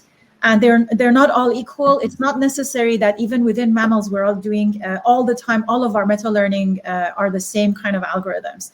In principle, you're right that there is no in principle reason that the algorithm should be of different types, but in practice, it might depend on what kind of environmental problem that species was trying to solve. And so I still think there is a difference between just learning and meta learning, but I don't think that difference is in the type of algorithm that's doing the meta learning or learning, and it's not in the part of the brain. And there is a lot of varieties of it. So in case that helps with that discussion.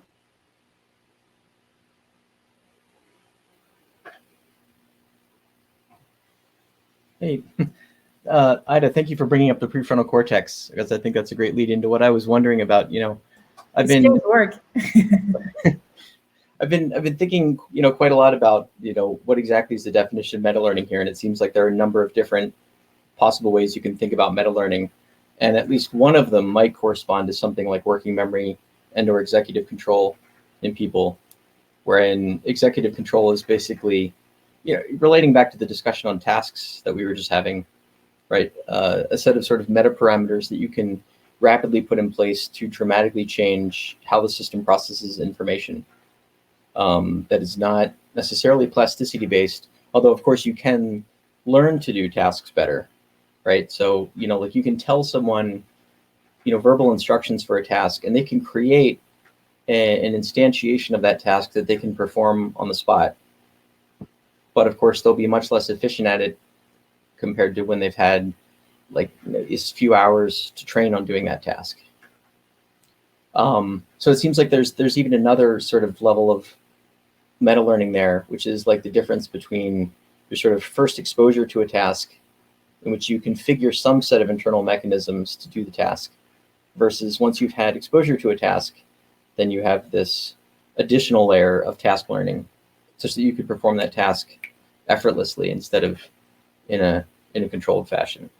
So in psychology, one of the big distinctions that was, has been long talked about, for example, since the 1977 Schneider and Shiffrin papers, is between automatic versus controlled processing, right? And in controlled processing, the person has to sort of think about a task and does it relatively slowly, even if relatively accurately, but it's effortful, versus automatic processing occurs with extensive practice, and this could be like days in some cases. And there you end up with almost effortless performance on a task that has very few hard limits in terms of what we've been able to find, in terms of like how good people can get at doing something scales dramatically with how long they've had to practice at it. And, so as I've been, my initial question was maybe meta learning is something like working memory and task control in people. But as I've been listening to this discussion, it's been sort of like spiraling up into even more complex meta forms of learning.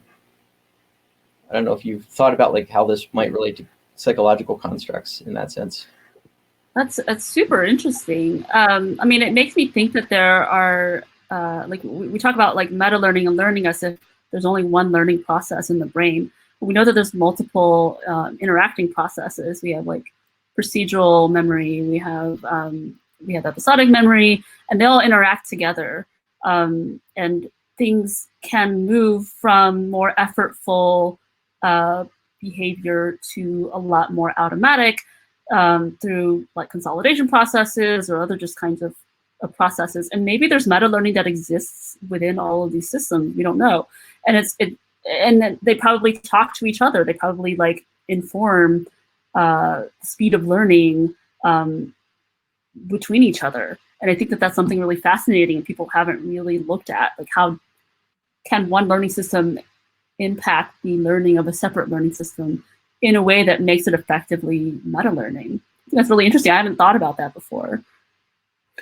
Just two things just about that. I mean, Brad, is, so something else that I've been very interested in for a long time, this notion of practice and automatization. But it's very important to distinguish between, I think, meta learning, which is sort of about task A, as we said, and task B, whereas what you're describing is deliberation when you first encounter task A, and then you automatize task A.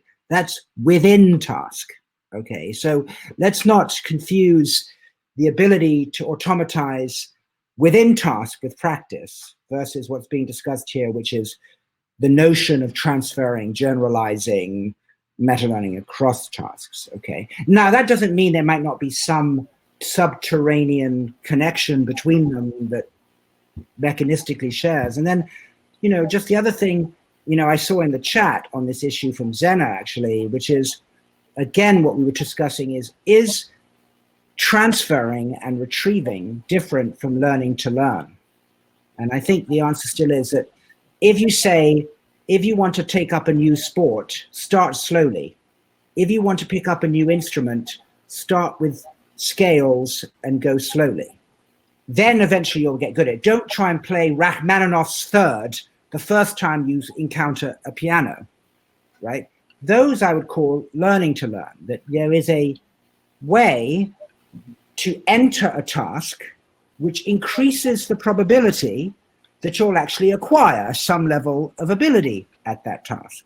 That's learning to learn, it seems to me, right? So there is a difference. You can have a technique to learn something, and then you can transfer, and then you can automatize as practice. And I think, again, as I always am on this salon, I'm a splitter, not a lumper, but I do think it's important to distinguish those three things.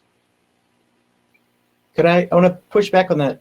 Wait, sorry. I think that me and Melanie were already having our hands up. So let's wait for Melanie, and I totally agree with John, but I have more to say. Melanie, go ahead. Yeah, I also agree with John.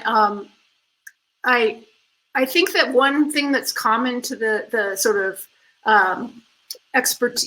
practice, expertise, beginner expertise, and also the sort of transfer, the meta learning part, is the notion of attention. Figuring out what to pay attention to, and being able to kind of schematize whatever it is you're doing, conceptualize it in a much more compressed way.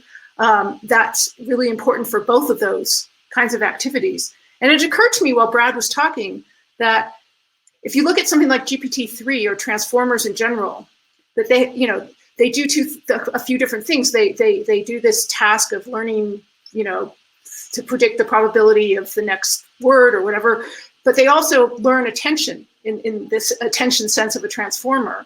And that seems to me to be kind of a meta learning strategy, is that attention learning algorithm. And I'm wondering if that's something that would be characterized as meta learning. I just want to add one more thing in complement to what was discussed, and that's that meta learning, just like reinforcement learning, like model-free learning or model-based learning, this is not the equivalent of a particular cognitive psychological function. It's a tool or a framework within which you could explain some other functions. So could you explain some parameterization of some executive control function or some working memory function that something else is learning to parameterize it using meta-learning, the meta-learning framework? Yes, you potentially could. Does it mean they're the same thing? No, because I don't think there is one psychological function in humans that is the equivalent of meta-learning, and that's it. So I don't think there is a one-to-one mapping. It's a framework. It's a particular kind of, it's just learning to parameterize another learner or some other thing. So it's just in one case, if I'm learning, let's say I'm learning to maximize reward, that's just learning. If I'm learning what kind of learning rate, how do I change my learning rate when I'm in a new environment? Just as John was saying, if I'm learning to play slowly in the beginning of whatever it is that I'm starting to learn, and then later on I can sort of build up on that fact, that is the meta learning maybe, as opposed to necessarily transferring something from one to another. So I could, a meta learner doesn't need to know everything about the task or the structure. It could be just that it's setting the parameter of how fast my learning rate should be. And so that's what I was saying earlier. It doesn't necessarily need to know much about what's going on. So it depends on what it is that it's meta. It might be that the base learner is doing all the things, and this is just setting the learning rate. It might be that it is actually parameterizing a lot in the task. Then there might be more structure of it in it. But it's not necessarily always equivalent to transfer learning. So although you could find examples where it might sound like they're the same, what I'm trying to say that it's not necessarily the same, and mostly it's not. Just like John was saying, I think his example was really good. Brad, you were next, Brad. Yes, so it's a really interesting point, John. I was thinking about, as you were talking about the how exactly do we define a task, right? So on the one hand, a task might be the thing that the person does or the entity, whatever it is. The other version could be the task is the set of transformations that are going on inside the head that allow that behavior to occur. So in the first sense, where the task is just the evident behavior, whether someone is experienced or not, you might say it's the same task. But I think in the second case, you could make an argument that there are perhaps two different tasks. Like the first time that I do something, I might be using sort of one set of strategies. But after I've been doing something for a week, I'm probably going to have a very different set of strategies, which could involve different brain circuits, could involve completely different mechanisms. And so in that sense, again, it depends on what your definition of task is. But all I would say to that is that there's a danger of infinite regress, right? So in other words, I can say the task is to pick up this can, and I used my distal interphalangeal joints to do it, and those muscles. And then I got more confident, and then I started to use my proximal interphalangeal joints. Right. Okay, so now you're going to tell me that it's no longer the task of picking up the cup because I've used slightly different muscles in my fingers to do it. And then if it's just one slight different muscle fiber, then it's a different task. It becomes extremely unhelpful very fast. John, I thought you were a Twitter. No, I agree with that. I mean, I think that, like, so the concept of defining a task came up earlier, and I think this is a very important point to make with respect to meta learning. I think, like, a task is defined in terms of what, I guess, of what you're interested in. It's like almost you have to externally define it. It's the observer that defines what the task is, and whether or not some meta learner has like achieved it or like achieved. So that's why we usually call it some sort of like a reward or goal location or something like that. But you can be much more like I feel like you can start to be much less rigid about the notion of a task, and we can call a task as basically just a set of parameterizations of an environment that an agent can interact with. And I'm talking about just in RL. I'm not talking about like in like vision classification or anything like that. And you can imagine that you can tweak all these different parameters to create a different like a different instantiation of your task. And then you can ask, can I predict, will this agent be able to generalize to this new parameterization of my task, given that I've trained it on this other range of tasks? Nobody has a good answer for that. I don't think that like at this point we can really say. It's just from my own personal testing of agents. It's really hard to predict what exactly, like whether or not an agent will be able to do well on a new version of a task that it's never seen before, and how much can you really move out of that range. So I think meta learners usually you can see are pretty good at interpolation. So if I train on 1 and 3, it's usually pretty good at 2, and it's really bad at extrapolation. The further you get away from like the range of parameterizations that you trained on, the worse it is. But of course, this depends on how you are parameterizing your agent as well. If your agent is able to somehow be able to extrapolate outside of that range, or if it's like somehow has a different parameterization such that it sees extrapolation in your task as interpolation, then maybe it's able to handle that. So anyway, I mean, I'm not sure that this is really like necessarily answering your question, but I think that the notion of a task is essentially still unanswered, and it's very complex in relation to meta learning. I think it has to do with both like the expectations of generalization on your agent, but also the way that you parameterize your agent. So yeah. So Jane, someone has asked in the audience, because I know it's getting late for you. I just want to make sure you mentioned this twice, so I want to make sure you get the chance to talk about it. You had some thoughts about meta learning in GPT-3 and how there might be some complex relations there. And someone with the idea of AIX has asked that too. So I wonder what you were going to say about that, which we held for later on in the discussion. Just about whether or not GPT-3 is doing meta learning. Yeah, you said you have some intuitions or some thoughts about what's happening in GPT-3 and to what extent there is meta learning. Well, I'm not sure that I have intuition. I mean, I don't have access to it, and as I said, I think that much more work needs to be done to understand the representations. But given what I've seen of what it can do, then the fact that you can you can give it a prompt that to me seems quite novel. Like I think I saw examples of people posing it like, give me CSS code that can generate the specific layout of my website. And you just show it an example and it's just able to do it. And I think that to me is meta learning, because essentially that prompt that you give it is that inner loop of learning. And the fact that you're forced, that the GPT-3 agent has, or model has learned to sort of basically do like prediction, and it's been trained to predict things in a way that to a human makes sense. And humans are really good at a lot of different tasks. And the fact that it just sort of has like absorbed all of this like human, like common sense intuition about how to complete things means that I think essentially you get like a meta learner, where the inner loop is where you give it a prompt and the condition on that prompt, it completes it. And then it gives you something that is useful.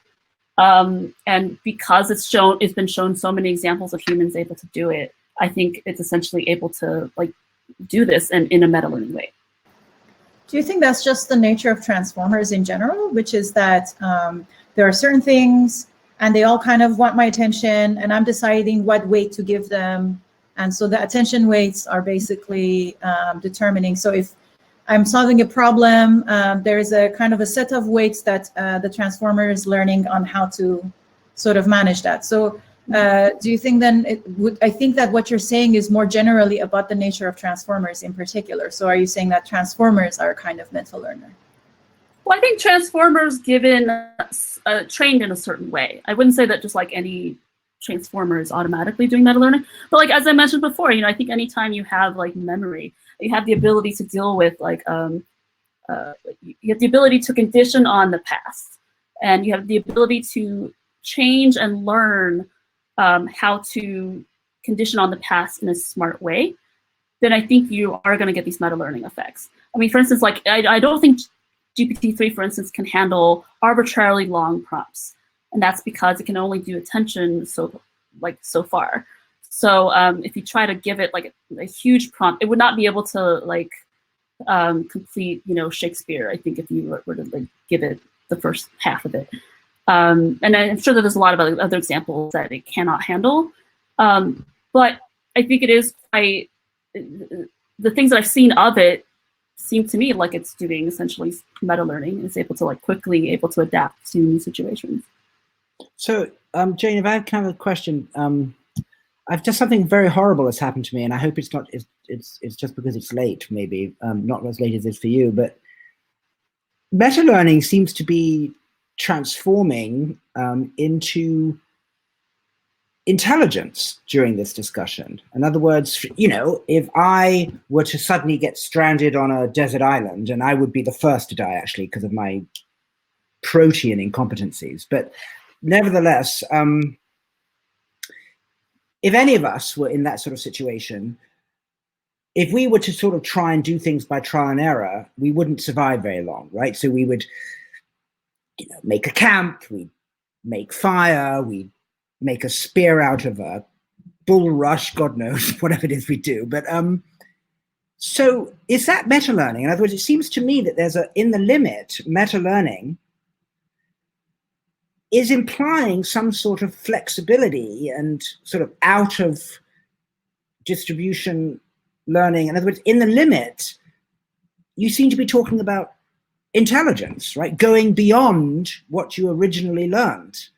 And, and if you listen to people talking about intelligence, like Francois Chollet, it's this ability to flexibly do something new.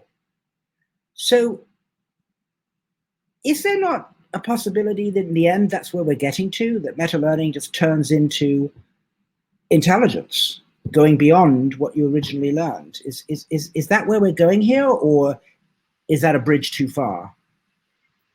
Well, I think that's definitely the hope. I mean, in every single one of the meta learning papers that I'm a part of, it always starts off with, humans are amazing at being able to quickly adapt to new situations and to learn, deal with novel situations. And so that's always the motivation. But of course, the way that we train our agents and the kind of meta learning that our agents are able to do doesn't usually become, like, is not usually as impressive as the way that a human would be able to deal with a novel situation. But I think that's just kind of because we haven't like meta-learned the right things, or we haven't figured out a way to do that in an efficient way. And as I mentioned earlier, like maybe we want to do things like amortize meta-learning. So we want to just spend a really, really long time training on a ton of data that has like interesting structure that we care about. And then once we have that, then that's all we need. And then we can just use that and then condition on new situations. And then maybe we would just have meta learning. But like, I also want to say, I mean, like for the example with GPT-3, you know, we can't necessarily say for sure that it wasn't trained on these, like that it had never seen CSS code before, or that it had never seen like these situations before. It looks very smart because it can handle such a wide variety of things. But it's possible that, you know, at some point it was in training distribution. But I think the hope is that the thing that it wound up meta learning is not specific to CSS, or it hadn't just like memorized a bunch of these different tasks. Because it was, and this is another important point about meta learning, is that it's not just that it's able to condition on the past, but that it's memory bounded.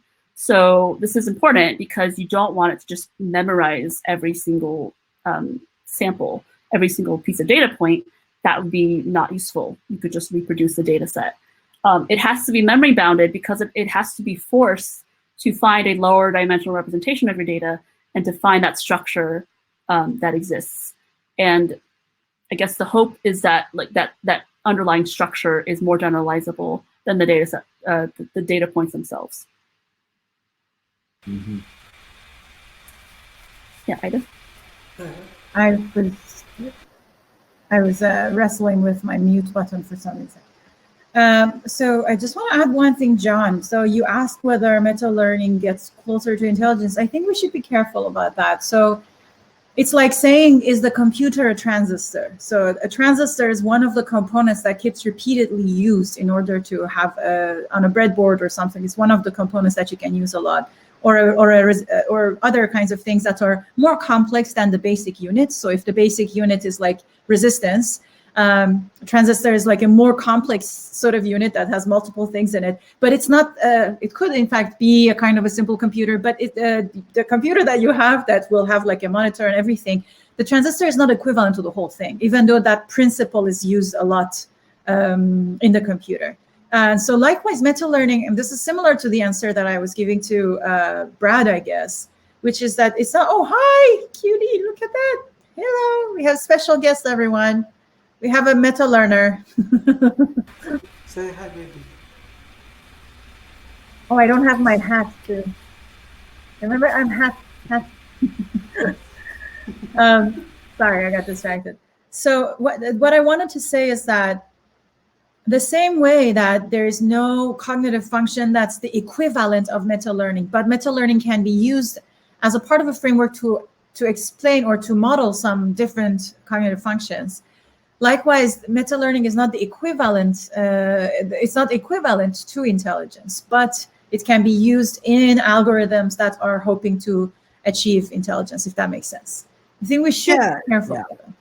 Yeah. All I was sort of saying is, if you do a small set of learning in a small set of contexts, and you can apply that to a much larger N of new contexts, as that ratio goes small to large, the more intelligent you seem to be, because you can take a small thing and apply it to lots of things. And all I was saying is, maybe one definition of general intelligence is this flexibility to just, from a small set of experiences, apply that to many of them. And that's all I was kind of saying, is that the form of meta learning that you would call, wow, look how flexible they are. They've just learned golf and now they've won the decathlon, you know, something like that. I mean, that would also depend on your base learner. It's a together. It's not just the meta learning. But go on, sorry. But if humans actually have a ton of training data, though, I mean, if you just think about the amount of the bits of information that we get impinging on our eyes and our senses from the moment that we're born and interacting with the world. It's a ton of data. And so if you think about that, maybe we're not that smart. So, Jim, Most of it's not feeling? live. It's very Melanie, late. did you have a question? Melanie, I think you at some point, did you, or did I just imagine your hand going up a few minutes ago? So can we just check in with Jane? Because I know Yeah, it's I'm very trying late. to check in with Jane for a second, John, if that's Yeah. okay, because it's like midnight there. What time is it there? 11:08. Okay, how are you feeling? Do you want to end here? Do you want a couple of more minutes? I can take like one more question, Okay. but I can feel myself like slowing down. I'm just like kind of sitting here listening to people. So Yeah, just being mindful of your I mean, time I'm zone. not, yeah. But yeah, I'm having fun chatting. Of course. Melanie, do you want to go? Yeah, I can leave and you can invite somebody else on the screen. We Oh, can no, wait go that. ahead. I don't think, oh, wow, that was so fast. So I just wanted to say it probably wouldn't be enough time to bring someone on the screen. There are some questions that I think are longer. They might not be like a short question, and I'm not sure if I understand them entirely. But there are some simple and some question by Ben Zimmerman. He says that Melanie asked, Melanie's question was basically the same, so that's answered. There's a question by Alice Albrecht that asks, you mentioned, oh, things are moving. You mentioned knowledge learning, but is there a link between meta-learning and the way we learn concepts by comparing new information to concepts stored in memory? So it's related to something we were discussing before. And other than there's one more question that we could address, or you could choose which one, or maybe both in one breath. Is observational learning, I guess they mean imitation learning, because it says watching someone else do a task helps you perform better, a form of meta-learning. So the one question is the relationship between imitation learning and meta-learning, and the other question is the relationship between meta-learning and learning concepts by comparing new information to concepts stored in memory. I mean, when I first learned about meta-learning, I actually didn't know the difference between meta-learning and just learning concepts, because it seemed to me that they were the same. Like once you've meta-learned something, then you've learned the concepts. But I do think that it maybe has something to do with what you're saying, Ida, that like just because you meta-learn something doesn't mean that you necessarily can point to it in your meta-learner and say like, that's the thing that I meta-learned. So it's a bit more implicit than that. But I think in general, you do have like the things that you wind up meta-learning, like the structural, the structure that you wind up picking up in your task distribution and the commonalities between your between your tasks. They tend to be things that we think of more like concepts. Like for instance, if I have a task that where I'm trying to learn the concept of shape versus color, then I want to present a bunch of things of the same shape but varying colors, and then that's how I would learn like the concept of shape. But it doesn't necessarily mean that it's like everything that you can meta learn is a concept. But I think that they're very closely related. And what was the other question related to imitation learning? The other person asked whether imitation learning and meta learning are the same, so the relationship or difference between them. I don't think that they're the same. I mean, imitation learning, you kind of have a, you're assuming that there is another agent, or that another agent is sort of exhibiting the target behavior that you want to capture. Meta learning is something that you do for yourself. I mean, I think we talked a bit earlier, like John had talked about like instruction. And I think that is definitely something that can coexist. I think it's orthogonal to meta learning. I think it can maybe condition your meta learning and it can jumpstart your meta learning, but it's not the same thing as if you just meta learn for yourself.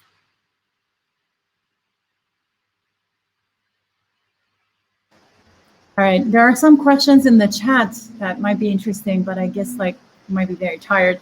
Just a comment that somebody, Jacob Berg says, Jürgen Schmidt-Huber proposed meta-learning as a means of getting an AI to recursively improve its learning algorithm, which is the same notion that we've been talking about so far. It's the learning that parameterizes something else. and so to become infinitely intelligent. So it seems like the first part, which is the actual meat of, or the content of it, sounds the same as what we're talking about. But the second part, to jump from that to infinitely intelligent, sounds more poetic to me than reasonable. And the notion of intelligence requires probably more things than just improving your algorithm, as far as improving your learning. So as far as like, there's a lot of papers about what would be required for general intelligence. So it depends. If you define infinitely intelligent as something that can it just improve itself, that's you're equating then intelligence at a level that meta learning might suffice. But I don't think that's how most people define intelligence. I think that's like getting at like almost a singularity or something, where you have, if you have a self-improving system, then at some point you hit singularity where it just like continues to improve itself. I don't think meta learning is capable of that right now. And I know that a lot of people might think that it is because you're like learning a learning algorithm, but that doesn't, just because an algorithm is meta learning another learning algorithm, it does not mean that it can improve itself, because it cannot put itself in that, like in its own inner loop. You know what I mean? You can maybe get something that can, like if you can imagine a learning algorithm that can manipulate its own weights, but it would not, how would it be able to train itself so that it knows how to do that? Like, how would it be able to learn how to do that unless it exists in an outer loop? So you always need an outer loop, and that outer loop is always going to be exponentially slower than your inner loop.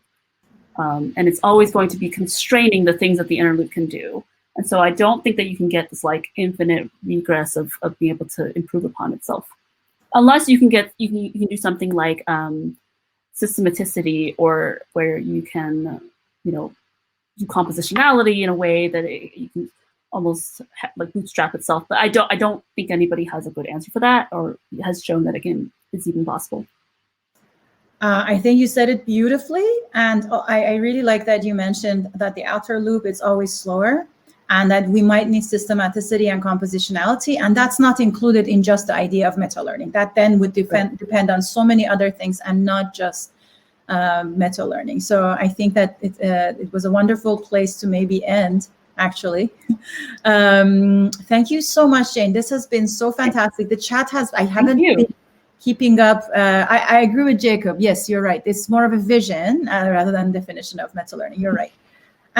So this was fantastic. I missed this so much. I didn't realize how much. It was great. It's a lot of fun, and I'm sorry that I couldn't like pay attention to the conversation and the chat at the same time. So, but I will go back at some point and like read through the comments because I really want to see what people said. And if anybody wants to discuss more, of course, feel free to message me. I'd love to talk about this stuff. Thank you, Jane, honestly, for inaugurating 2021 in the Learning Salon, and for staying up late for us. Yeah, thank you loads. Okay, it was really wonderful. Oh, thank you. It was a lot of fun, and I will see you guys at the next one. Yeah, ciao. Yeah, we hope to see you at the next one. Bye. Yep. Bye, everyone. Bye. Thanks. Thank you, Brad. Bye, everybody. Thanks, Brad. Thanks, Tanaka. Thanks, Claire. Thanks, Claire. Worldwide Neuro. Thanks, obviously, Jane, Ida, John. Best inauguration of the week by far. Ciao. Bye. See you guys next week. See ya.